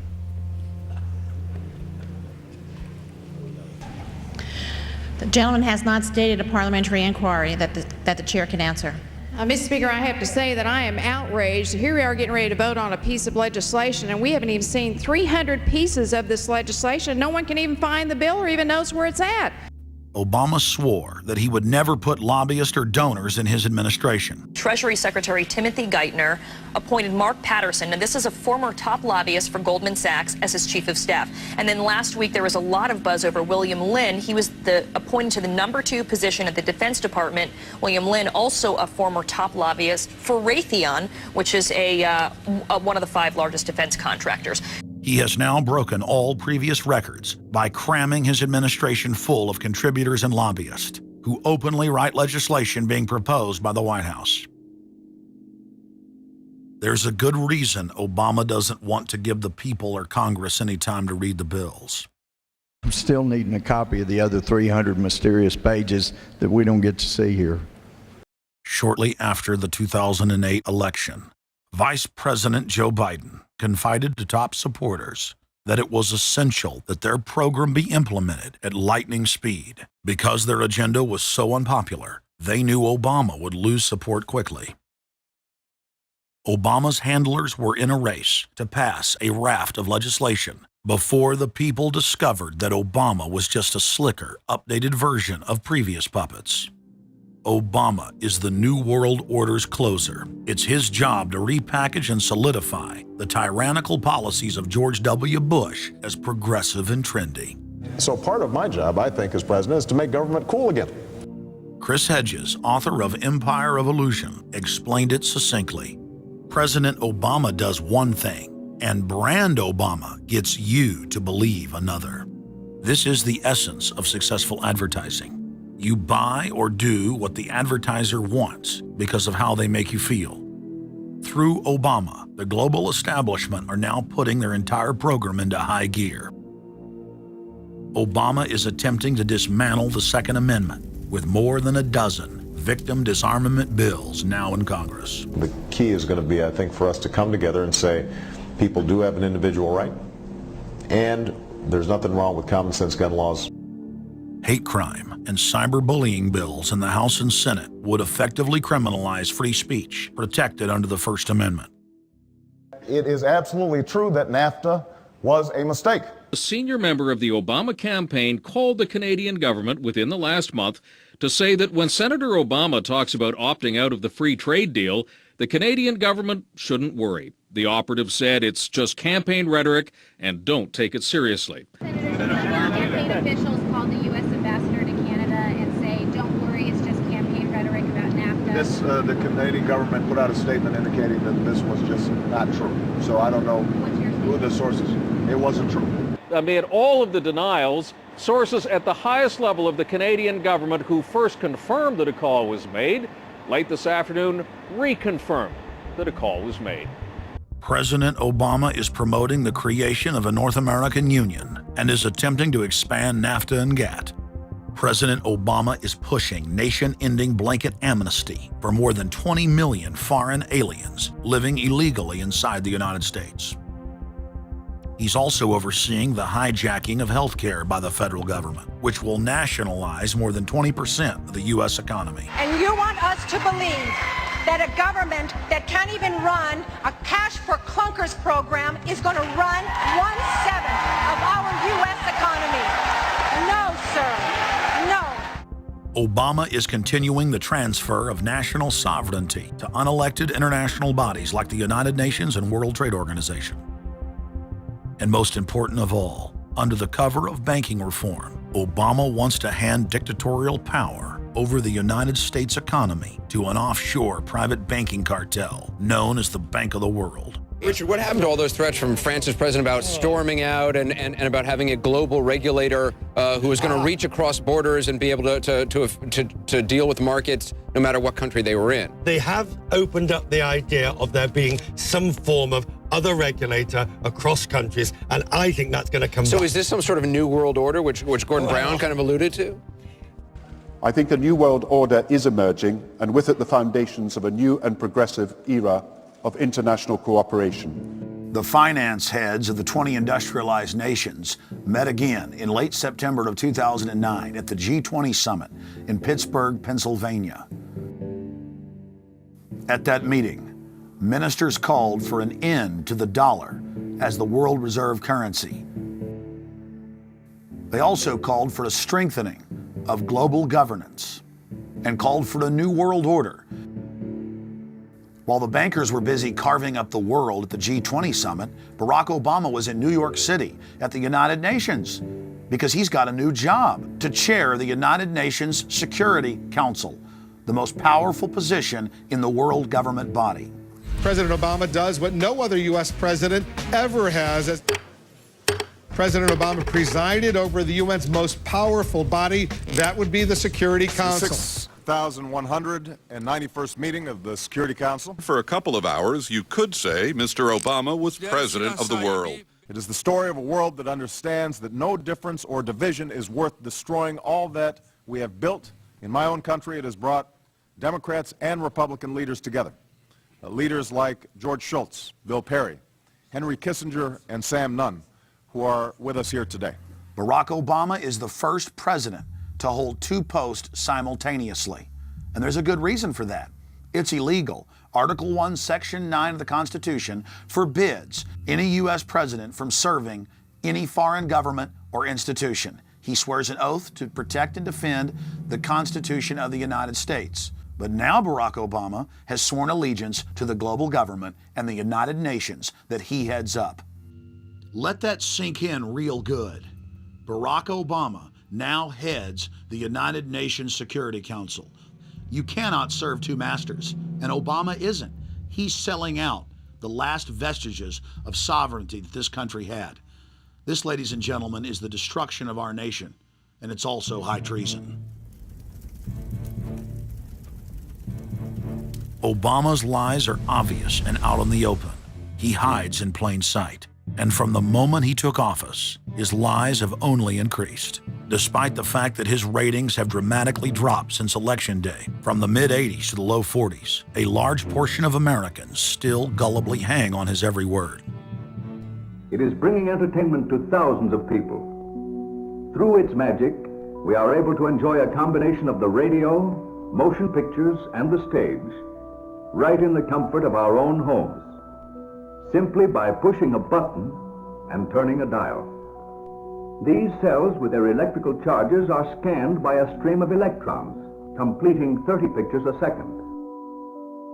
Compare that crude picture with these of today, and you can judge for yourself how far along the road to perfection television has traveled. Most people still today think that all entertainment to do with movies, drama, is therefore nothing more than their entertainment. It never ever was that case. Of course, television can't perform such miracles as this, yet. But perhaps there's no harm wishing that it could. The greatest social messages are promoted through movies and drama, high drama, through the fixation of emotive sequences, emotional sequences, not logical, factual sequences, but pushing points across in an emotional way which register and fix in the mind. So emotional content is very, very important, rather than going through an actual discussion or an argument using logic and facts. There's no debate. And when you're being downloaded through fiction, your guard is down, the censor part of your brain is not in action. It isn't saying, yes, I agree with this, I disagree with that, as you would in a debate or a lecture. You're actually in an alpha state, being completely downloaded with new ideas.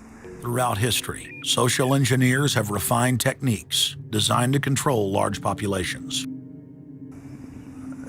About 100 years ago, this big organization with many branches, they wanted to rule the world basically using Britain as a nucleus of a system, an embryo, which also was going to be joined with the US under the Anglo-American establishment, wrote about the kind of culture and the changes of culture over a 100-year period that they would actually design, implement, and bring in.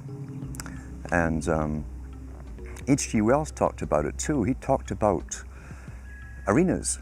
He says arenas could be put up across the world for sports, for instance. Now at that time, sports was something that children, school children were into. Adults became adults and got onto adult things. So it was unimaginable at the time that people could actually believe that There was even a need for adult sports and entertainment, never mind having arenas built across the world. But he said we can do this, and foist basically a sports culture for the males. Using a tribal system, we're all tribal to an extent. That's why we even bother to vote for a tribal leader. This is well understood. That's why we're supplied with these leaders. And because the average man was to become more disengaged from his own destiny as the expert class arose, it was decided that the males would get their outlet, basically, gradually becoming helpless as males through sports. Therefore, they'd have a tribal team they could identify with. They could cheer them on as they were winning.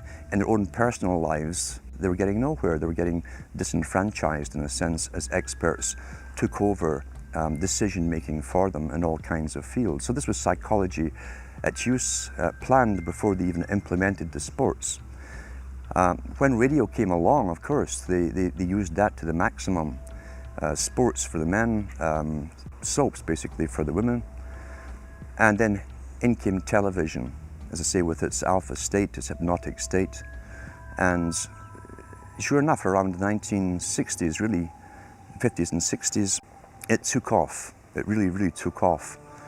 And men became glued on Saturday nights to the sports shows. A culture industry, which is called by its own the culture industry. The Soviet Union had a department called the culture industry. Their actors and directors were called the cultural leaders, because they would, like a computer, people are like computers, all you have to do is keep giving them new updates every so often, and you can change an entire country or a nation or a block of nations who are all getting the same upgrades at the same time along certain paths.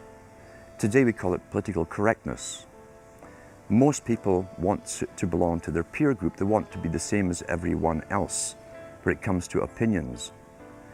In fact, they judge their own personal sanity by bouncing ideas off their neighbors and friends who will answer back and agree on these same topics in kind. It doesn't matter if the topics or what you're given are facts or utter nonsense, as long as everyone agrees at the same time. You'll say, well, I'm sane, and your friends will all agree because they've had the same information given to them. But they've been programmed, and I'm sad because I know that it's hard for people like that to take an interest, a serious interest in world affairs, to take a serious interest in what their elected officials are doing.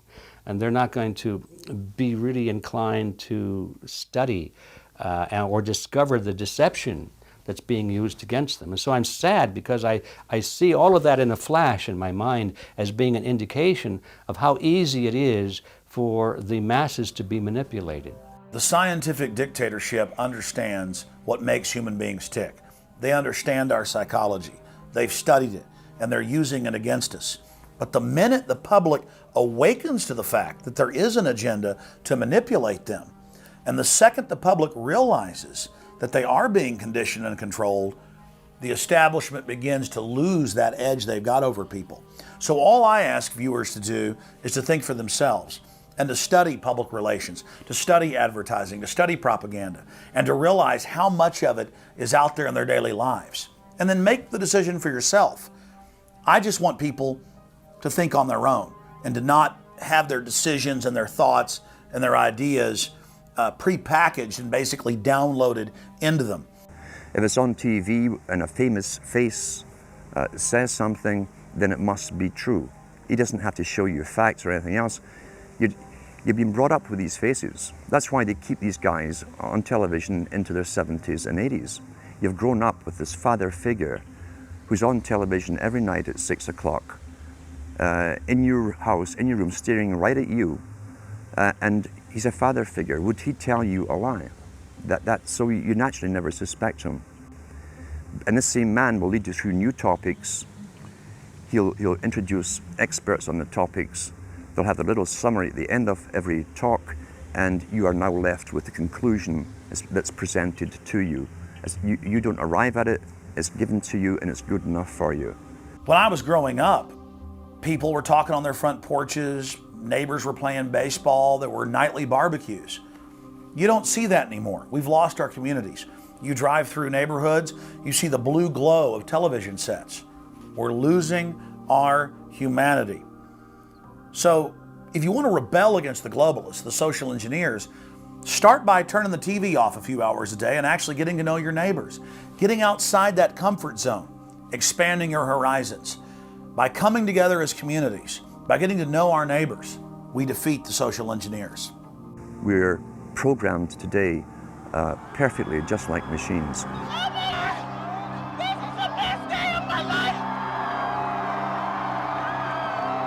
We tie this in with the Brzezinski. Brzezinski said in 2 Ages, now this guy was way up with the NSA. He's a master geopolitician. He admits he works in 20, 50-year periods to do with geopolitics in other countries. But he said himself, the public will shortly be unable to think or reason for themselves. It was meaning by that the form of information that was given to them, the type, the formulas that were in use then in the 1970s. He says, eventually they'll be unable to think or reason for themselves. And eventually, he said, they will expect the media to do all their thinking and reasoning for them. Well, that's happened today. That's why people today can't think outside of the programming from television. Zbigniew Brzezinski, Obama's main foreign policy advisor, talks about how a cult of personality can be artificially manufactured to influence the masses. In the first months of my administration, to pull our economy... Oh, goodness. Sorry about that, guys. To pull our economy back from the brink, including the largest and most sweeping economic recovery plan in our nation's history. We're gullible, but we're also willingly gullible. We want a human being, a big daddy, to come along and make everything right for us. And as long as we believe that, we'll always basically get shafted. In addition to John, sorry, I just noticed that I jumped the gun here. Go ahead and move it up. I'd already introduced all you guys. It's the presidential reality show. But when it became an Oprah production, it became slick. You don't have a president, you have an actor. They say that politics is show business for ugly people. You got it. What am I going to tell the president when I tell him his teleprompter is broken? What will he do then? It's Obama's role to front for the international banking syndicate and to take all the heat for their unpopular agenda. It's his job to convince the American people that the buck actually stops at the White House. In Brzezinski's book, Between Two Ages, is that eventually we shall put presidents in who will have personality cults. We shall create massive personality cults for these people through the same techniques as Hollywood has used. Obama is that man today. The globalists, who know that Obama is going to promote their plan, want to make him such a superhero that nobody will question what he's doing. They'll be so preoccupied with who he is, or where he is, or what he's saying, or what he's wearing, or something like that. The idea of making him into a celebrity is very valuable because that way people are less inclined to ask, what is he doing? So that's very useful to these people. Similar plans of social control have been continuously carried out by operatives of the Ford Foundation, who Obama has worked for over the last 30 years. Many of the strategies used to control populations were originally developed by Edward Bernays, who coined the phrase public relations. Bernays said that if you manufacture an authoritative figure who repeats the same messages over and over, that this will appeal to the masses' subconscious desires. Yes, we can. The unwashed masses will helplessly follow the leader and go along with any message they spout. Yes, we can. Yes, we can. We shall overcome. Yes, we can. we will respond with that timeless creed that sums up the spirit of a people. Yes, we can. Thank you. Today, these exact techniques are being used with devastating effect against the general population. Obama is the latest version of 21st century mass mind control. The psych warfare engineers are counting on Obama to finish the plan they began decades ago. Beyond their plans to devastate the economy for global consolidation, a new international framework of draconian law is being constructed to establish a system of neo-feudalistic serfdom. Remember, it was Bill Clinton who gave us NAFTA. And it was Al Gore, the hero of the environmental movement, who was the hatchet man for the Clinton administration to cram NAFTA down the throats of a reluctant Congress. Now, this is a good deal for our country, Larry, and let me explain why. Al Gore, who carried the ball for NAFTA and GATT, is now one of the top standard bearers for the elite's agenda. I didn't interrupt you. Okay, now, guys. Yeah, maybe it just... Is this... NAFTA. Why? Huge numbers of manufacturing jobs left Canada, came into the United States because of a 15% wage differential. We pay our workers less in Canada. Now, when you've got a 7-to-1 wage differential between the United States and Mexico, you will hear the giant sucking sound. No, there's a political lesson, there's a business lesson. Sorry.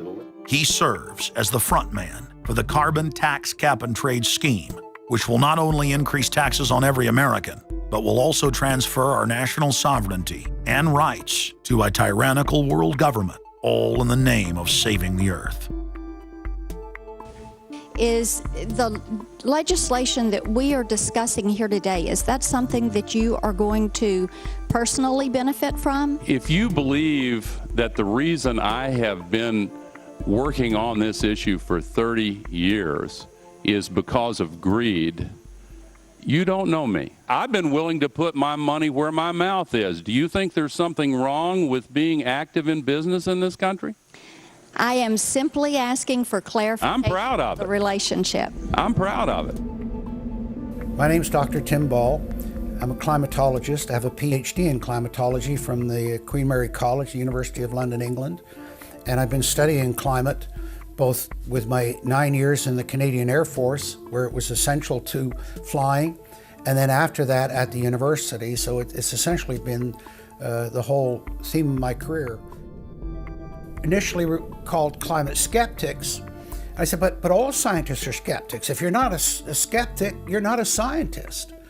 And then when that didn't work, then they came out with the charge that we were climate change deniers.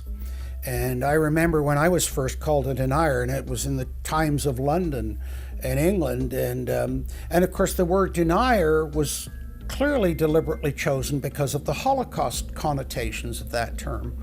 So it was not only a charge that you were ignoring the truth, but you were doing it in a very evil way.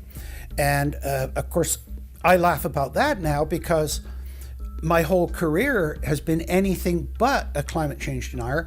I've spent my career trying to educate people to how much climate changes naturally. So I'm anything but a denier, but of course that is part of the politics. Under the Nazis, there was something called race science. They had a lunatic theory of eugenics, the Aryan heritage, and all the rest of this. Absolute crackpot pseudoscience. There was no empirical measure or empirical test for the validity of those theories. They simply asserted them, and if you were a professor who stood up to them, then the Gestapo would come and take you away. We are perilously close to such a situation right now. Any academic, any other figure standing up to say the global warming theory of Al Gore is a piece of crackpot nonsense is in danger. You'd be fired from a government job, and in many universities, your job would be in danger. And of course, it's also part of what's called ad hominem, that if you can't defeat the person's argument rationally, you start attacking the person. And we see that with these terms, and we see it with Al Gore calling them flat earthers. Congressman, you began by denying that there is a consensus on the science. there is a consensus on the science. Well, you mustn't have been listening to our testimony that we've had for the last few days with dozens of experts that have come in who have given completely different views. Well, there so are I would encourage you to go back and look at the testimony this committee's heard. There are people who still believe that the moon landing was staged on a movie lot in Arizona. And neither of us are one of those. And I know you like giving those cute anecdotes. This is not a cutesy issue. We're talking about something that can export millions of jobs out of our economy, out of our country.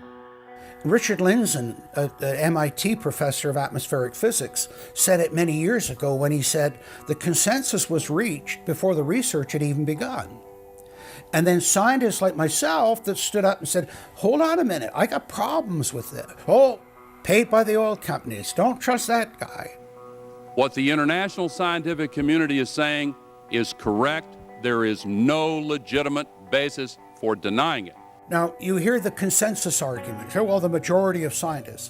What they're always talking about is, and originally the IPCC was about 3,600 scientists, it's now down to 2,500. That's the people they're talking about. But when you look at it, most of them are bureaucrats. They're not scientists at all. And very, very few of them are actual climate experts. Now, the consequences of that, and whether that's because of man-made CO2, I think are debatable. If CO2 is not causing the climate change, what is? What are the major driving factors? And so they're essentially the ones that are left out by the Intergovernmental Panel on Climate Change. It's unbelievable to me that they can come out and ignore the sun. I mean, everybody knows the sun goes in, it gets cool. You notice that, right? You have an eclipse, the temperature drops, and the birds start to get excited and so on. And when you look at the seasonal changes with the sun, how you can suggest that the sun is not a factor is really quite remarkable. Giving us false scientific information is not going to clean up our environment. Speaking with a lot of promises and innuendo is not going to help clean up our environment. The globalists have co-opted the environmental movement. There are a lot of real environmental problems we face, like genetic engineering, where they're splicing plants, animals, insects, you name it. Toxic waste dumping in the ocean. No one wants to breathe bad air or drink toxic water. But the global carbon tax has nothing to do with that. It's a tax literally on breathing. Go out on the street or talk to your friends, your neighbors. Ask them, hey, should we ban dihydrogen monoxide? It's bad for the environment. The average person will sign your petition calling for the banning of water. That's right, dihydrogen monoxide is water. It's the same thing with table salt, sodium chloride. And that's exactly what the establishment is doing with carbon dioxide. Ooh, dioxide. It has this scary sounding name. But the truth is, it's one of the 4 elements of life on this planet. Oxygen, carbon dioxide, water, and sunlight. And if the establishment can tax and list as a toxic waste one of those basic 4 building blocks of life, carbon dioxide, they can regulate and control every facet of our lives and shut down any businesses that aren't part of their New World Order. The idea that carbon is a pollutant is essentially a way of saying that humanity is a disease or a cancer that ought to be wiped out. Genocide. People have argued in this environmental coterie around Obama, around Holdren, the theoretician of de-development, who is now the science advisor of the White House, really the anti-science advisor. They've argued that babies are carbon monsters, carbon machines, and that every time you breathe out carbon dioxide, you're part of the pollution of the planet. This is an absolutely anti-human doctrine. They use the environmental movement to promote their real agenda, which is globalization and federalization and power. The advisor to Gordon Brown wants to exterminate 1/2 of the population of the British Isles. Now that's something Hitler might have tried to do, or Stalin. They didn't succeed. Will Gordon Brown do it? You can read this in the statements of these lunatics, radical environmentalists, fanatical Malthusians, tree huggers, whatever you want to call them. This is an ideology of genocide which can be documented exhaustively, ad nauseum, out of their own statements. When Gore said the science is settled, that raised red flags amongst the media, and then also amongst a lot of other people that sort of knew that that wasn't true, other scientists, and started to look at it. And of course, the more they looked at it, the more they realized, no, science is never settled. What is coming down now is environmentalism is nothing but phony science. Nothing but phony science. And if we really believe in the environment, if we really believe in freedom, if we really believe in truth, we need to get some straight answers. Now, the Kyoto Agreement, of course, was reached in the city of Kyoto. And what was interesting was several things came out of that, but the first thing was that not all countries had to participate in Kyoto, but not all had to take action. Only the developed nations were required to reduce their level of CO2. The developing nations were excluded. Now, of course, at that time, China was, and in some ways you can argue it still is, a developing nation. So it wasn't required to meet any targets under Kyoto, nor was India. The U.S., of course, held out.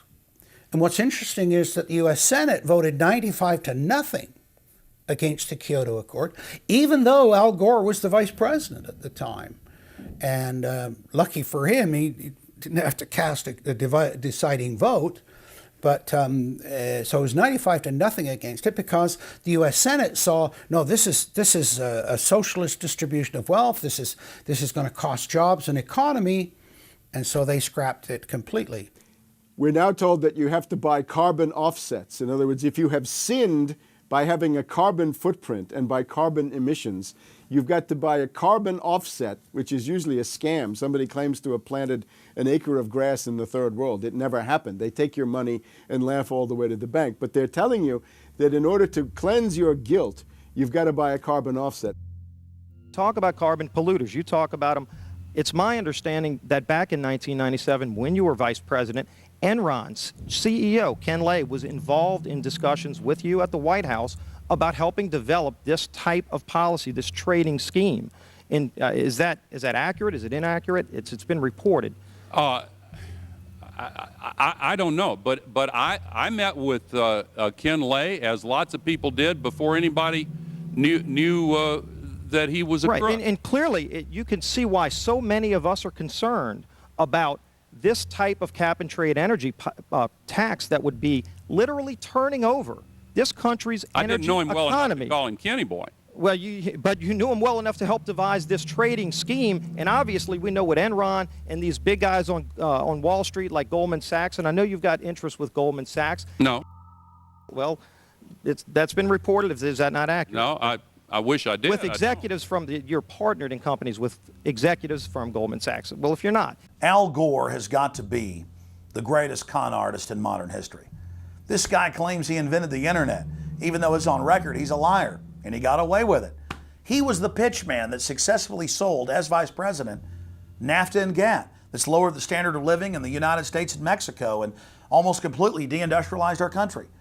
Now he's saying you should pay him and his private company, set up by Enron, a carbon tax on breathing. Look, if you want to buy Al Gore's propaganda, go ahead. But before you do that, you should at least look into the claims he's making. There was a meeting in the White House in 1998 between Al Gore and Bill Clinton, Ken Lay, and Lord Brown. Okay, well, who were these people? Well, we know the president, the vice president. Ken Lay, of course, was the president of Enron. And Enron was a major, major player in the carbon credit, carbon trading. And in fact, stood to make an enormous amount of money out of it. And so it was part of the collapse of Enron. And Lord Brown, of course, was the head of the largest oil company in the world. And they were looking to buy into this, as is happening now, where the energy companies are becoming the big promoters of, oh, we got to go green, we got to go to alternate energies, and all of this stuff. They saw a business opportunity and leapt onto it, and one that would make them look green again. When it came time for the 1,200-plus page greenhouse gas emission and carbon legislation to be voted on, the Speaker of the House, Nancy Pelosi, would not let the Republicans, or even members of her own party, see the bill until minutes before the vote. Republican Minority Leader John Boehner engaged in a rare House filibuster and read shocking section after shocking section from the legislation. Now, I really hate to do this, but when you file a 300-page amendment at 3:09 a.m., the American people have a right to know what's in this bill and have a right to know what we're voting on.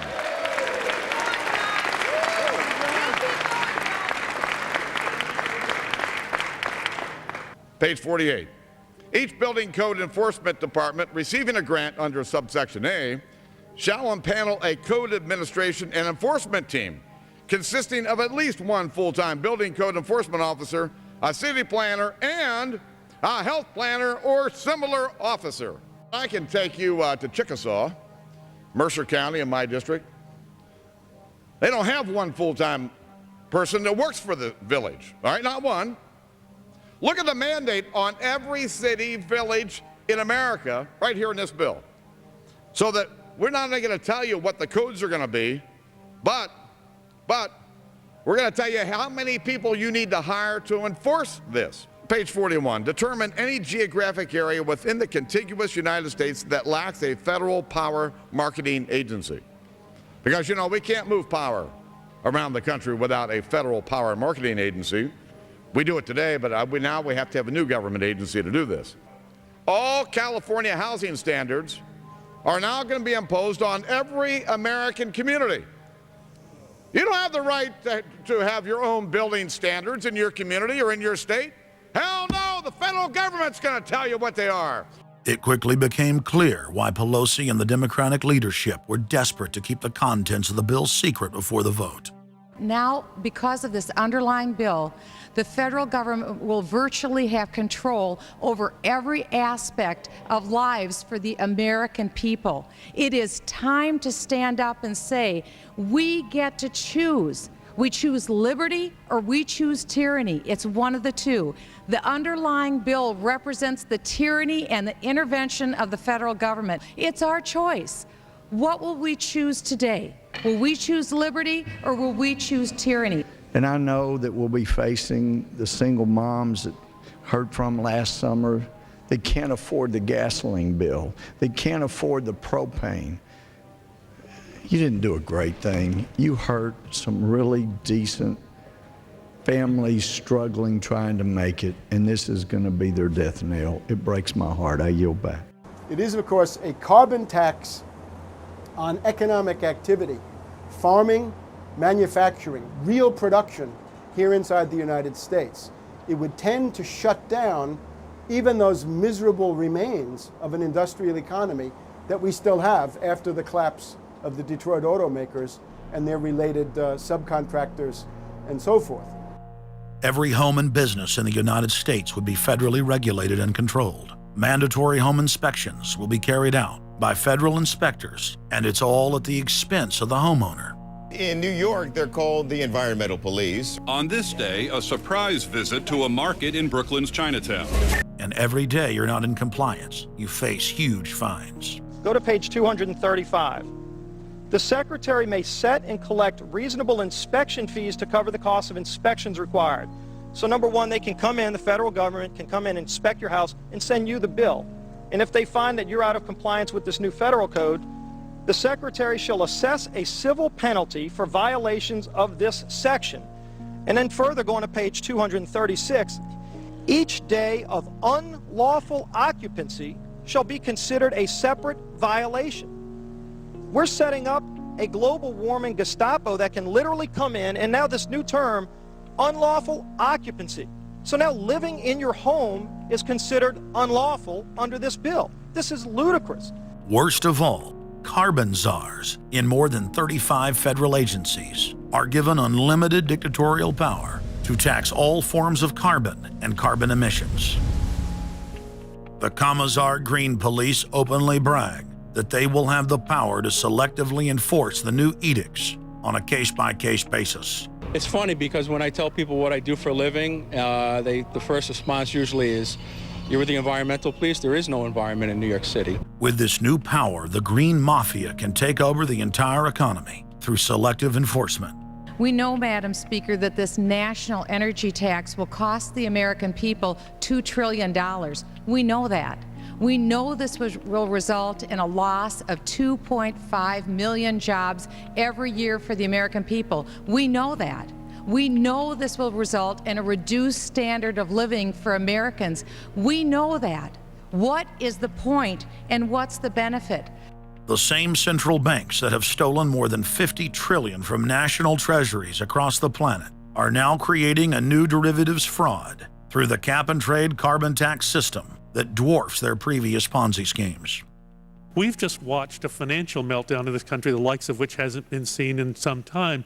Now, if people like credit default swaps, they're really going to like the carbon swaps that are going to occur and the carbon future swaps. We spent a full day in this committee last summer talking about the manipulation of the energy futures market in oil. We're going to create, I fear, another such system that people who have an inclination to react dishonestly to systems are going to actually have a new opportunity. Is that not a problem?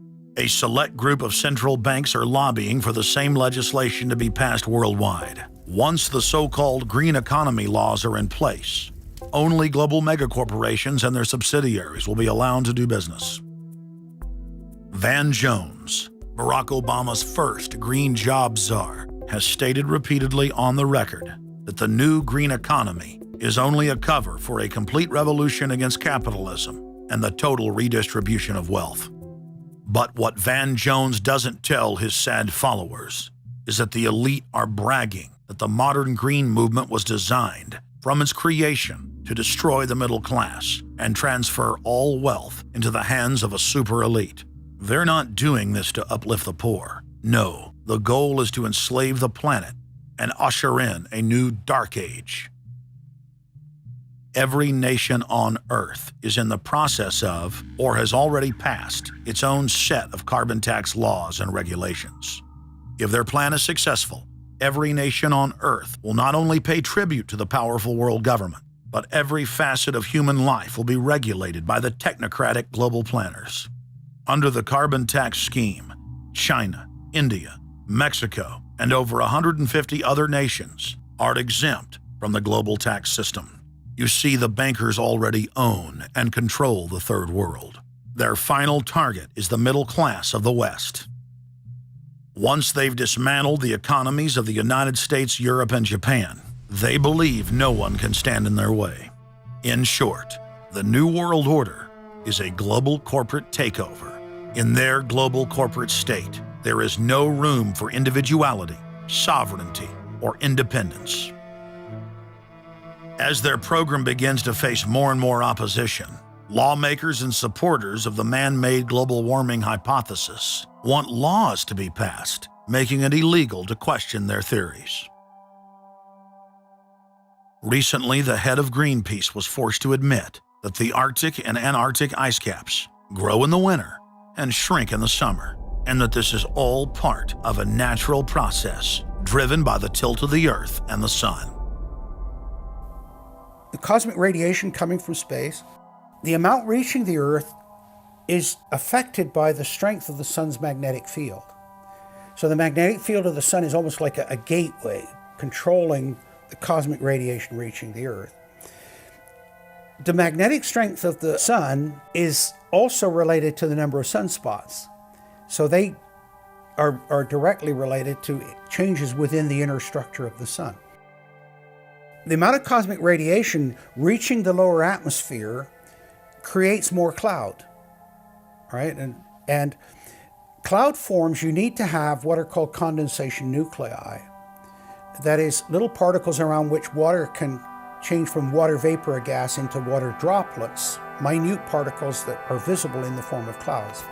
We've known for a long time that there was more cloud than the amount of particles in the atmosphere, because we assumed it was clay particles and salt particles that were creating this condensation process.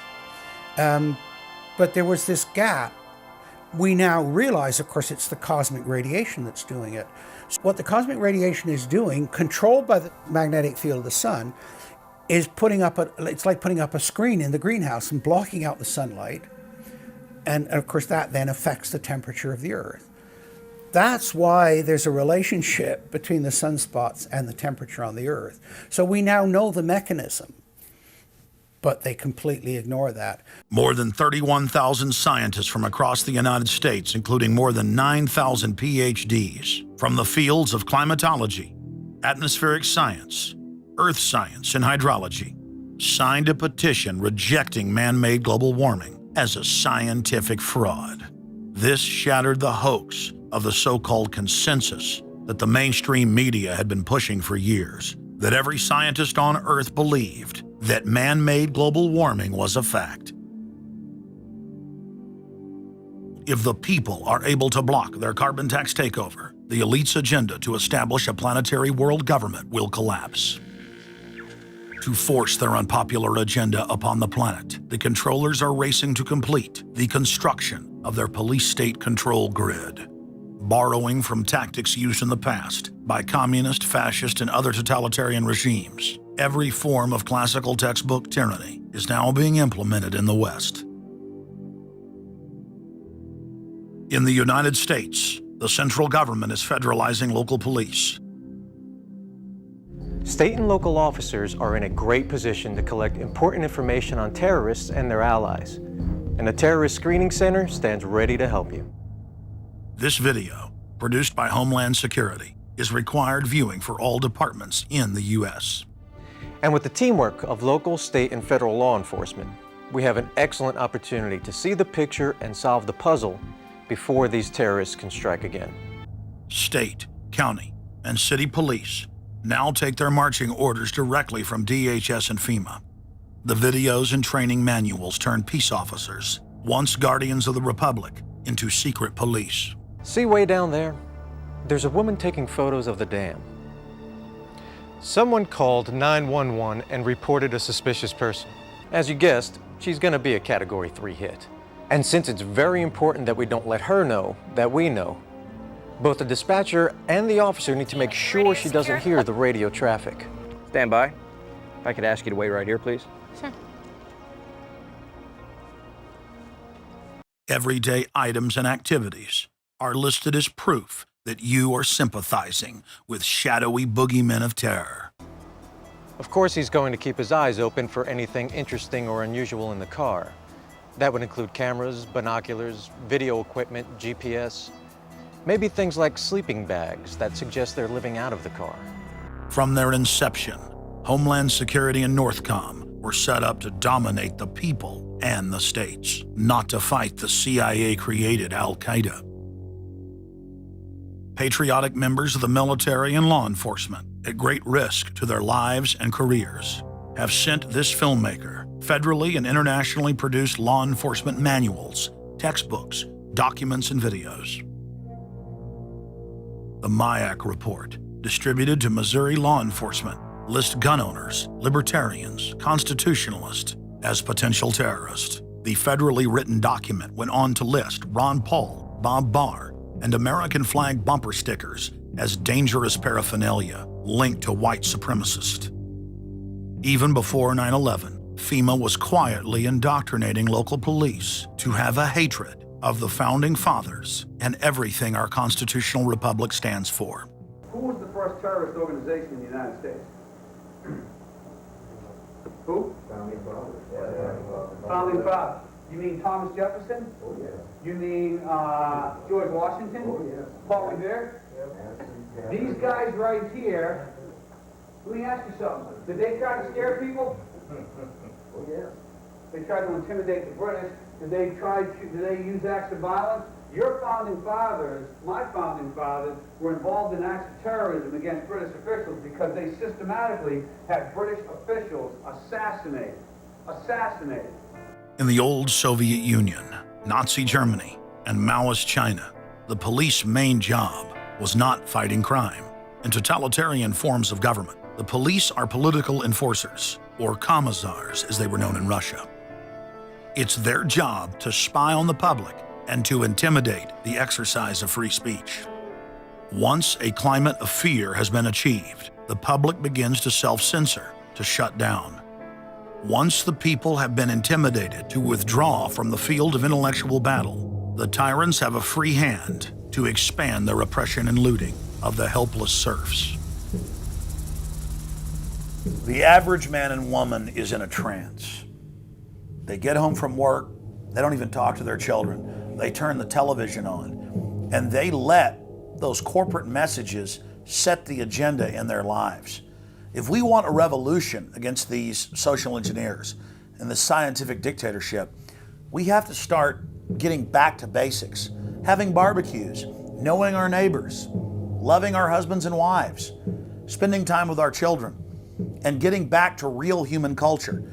This false corporate culture has been superimposed over our daily lives. The public is literally under a trance. We have to somehow reach out to them and break them out of this trance. And as the globalists destroy our standard of living and bring in their police state, a lot of people are beginning to wake up and realize that what they've been told all their lives was a lie. But it's essential that we, the people, are there to reach out to our fellow Americans and our fellow human beings and show them the truth. But the scientific dictatorship needs more than just a secret police network to carry out their plan. Citizen spies at every level of society have been recruited to keep their eyes and ears focused on everything their neighbors and co-workers are doing and saying.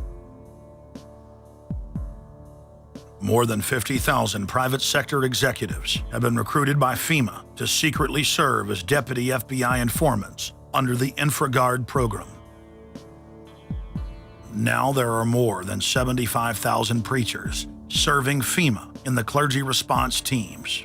Internal FEMA documents reveal that the majority of America's pastors now serve as agents of the shadow government. They are even instructed on how and what to preach. And as KSLA News 12 Jeff Farrell discovered, the clergy would help the government with potentially their biggest problem, us. From my cold, dead hands. Charlton Heston's famous declaration captures a truly American value, the overarching desire to protect our freedoms. But gun confiscation is exactly what happened during the state of emergency following Hurricane Katrina in New Orleans. U.S. troops also arrived, something far easier to do even now thanks to last year's elimination of the 1878 Posse Comitatus Act. That forbid U.S. troops from policing on American soil. If martial law were enacted here at home, public fears and quelling dissent would be critical. And that's exactly what the clergy response team, as it's called, helped accomplish in New Orleans. Jeff, the primary thing that we say to anybody is let's cooperate and get this thing over with, and then we'll settle the differences once the crisis is over. Such clergy response teams would walk a tightrope between the needs of the government versus the wishes of the public. In a lot of cases, these clergy would already be known in the neighborhoods in which they're helping to defuse that situation. For the clergy, one of the biggest tools that they will have in helping calm the public down or obey the law is the Bible itself, specifically Romans 13. Because the government is established by the Lord, and that's what we believe in the Christian faith. That's what's stated in the Scripture. They prepare their flocks like sheep to the slaughter for gun confiscation, forced inoculation, and they tell them that it is a blessing to have their families broken up and put into FEMA camps. Irland, Frankreich, Portugal, Spanien, die Schweiz, Liechtenstein, Luxembourg, Polen, Ungarn, Romania. Adolf Hitler bragged that his most powerful domestic tool, used by the Nazis to control the people, was the servile clergy. And his favorite Bible verse was Romans 13, render unto Caesar. Either you are with us or you are with the terrorists. The scam was launched as a simple bait and switch. The government recruited the public by telling them that they were needed in the fight against Al-Qaeda. But from day one, over 90% of their training and operations focus on demonizing, surveilling, and harassing anyone who stands against their takeover. The Department of Homeland Security calling on firefighters to take on a new role in the war on terror. The idea to be the eyes for the U.S. government when they're inside a home. Now, unlike police officers, firefighters don't need a warrant to go into private houses. And critics say that's where things get sticky. Cable company repairmen, truck drivers, maid services, and hundreds of other professions that go inside homes and businesses without warrants are now on the government's payroll as citizen snitch spies. But Big Brother doesn't stop there. Children are being indoctrinated inside the public schools nationwide to spy on their parents. You can give information without having to give your name. You guys can get paid for good tips up to $200. The New York Times praised public school programs in the United States and England that are training children to report their parents for eco-crimes, like taking a hot bath or letting the water run while you brush your teeth. All of that violates their carbon footprint credit allotment.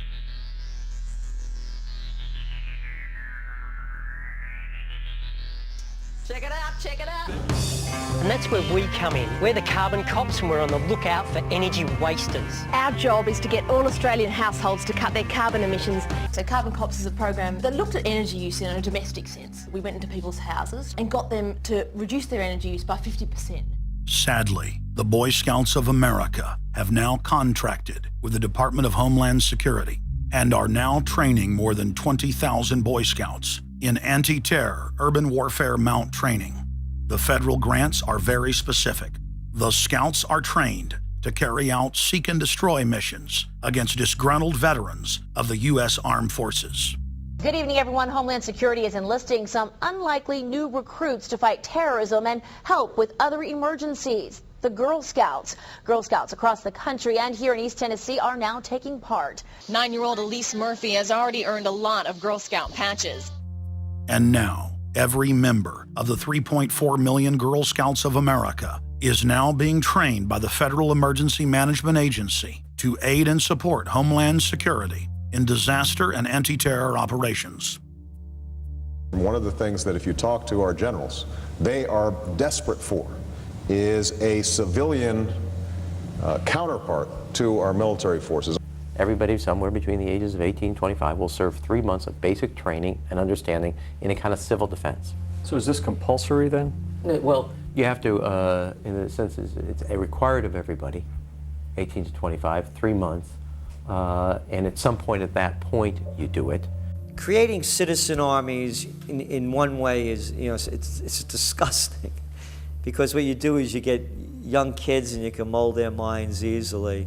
And we saw them chanting and crying, and they'll follow any leader, whether it's in a black shirt, a brown shirt, a red shirt, whatever the shirt might be. Another branch of Homeland Security, the Corporation for National and Community Service, is setting up literally hundreds of other private uniformed youth groups. The White House has introduced legislation to establish forced national service for all Americans between the ages of 16 and 64. In 2008, the North American Military Governorship, known as NORTHCOM, announced that they had deployed 4,000 regular Army troops inside the United States to deal with civil unrest because they knew that their offshore masters were about to rob the United States blind. In 2009, the Pentagon requested funding from Congress to deploy 379,000 military personnel in thousands of communities across the United States. And now, legislation has been introduced in Congress to expand a system of FEMA concentration camps across the United States under the National Emergency Centers Act, H.R. 645. The Republic is hanging by a thread. The last vestiges of our free system of government are being swept away. You know, you got time to watch baseball, you got time to watch football, you got time to entertain yourself, but I think a knowledgeable public we're losing, and we've got to get people back on track to paying attention, because if you don't pay attention to your government and what they're doing, you're going to pay some dire consequences for it. Unless we become active and become influential in the power centers of society, there's nothing we can do about it. Just knowing about it is not enough. And as long as we are given at election time an option between the Republican candidate or the Democrat candidate, both of whom have been selected by members of the Council on Foreign Relations and both of whom have the same general policies, that's not going to change anything either. So the real issue is, so what? And the answer is we've got to recapture control of the power centers of society. The people have a decision to make. Our nation has been seized in the jaws of a global corporate takeover. The republic is passing into history. We're losing our freedoms. And it's up to every man, woman, and child in the United States to decide whether we're going to be fooled by the slick propaganda of the social engineers or whether we're going to restore the republic. The values expressed by our founding fathers and the Declaration of Independence and other documents are very important to these times, and it's now our chance to manifest those documents. Now is the time for all good men to come to the aid of their country, because the country is being stolen from us in broad daylight. Not only stolen metaphorically, but financially as well. The numbers don't lie. The American people, having been educated as to the truth, then have to rise up and demand and get a government that starts serving them. We need a change, and it isn't going to come from Democrats and Republicans. It has to come from the American people. Dissension is the greatest form of patriotism, and I believe that. Because if you don't hold your elected officials' feet to the fire and pay attention, you are going to get bad government. So it's imperative for all of us. It's our job as citizens of this great country to pay attention. This is our last chance to not relive history. Hundreds of nations have fallen to tyranny in the last century alone. America is a prize coveted by the despotic megacorporations that now dominate our planet. If their world government is truly to rise, freedom and the republic for which it stands must fall. Now is the time for all good men and women to come to the aid of their country. One of the greatest events in history is taking place before our very eyes. For many generations into the future, our progeny will look back on this time as either a place where humanity rose to the challenge and made a stand against the forces of darkness, or as a time when the planet fell into the grip of a merciless high-tech tyranny.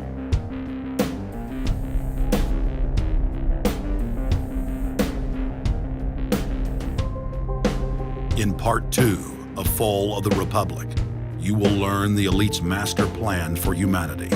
But more importantly, you will learn how to stop that plan, reverse the criminal tide, and reignite the flame of liberty on the long march to man's ultimate destiny.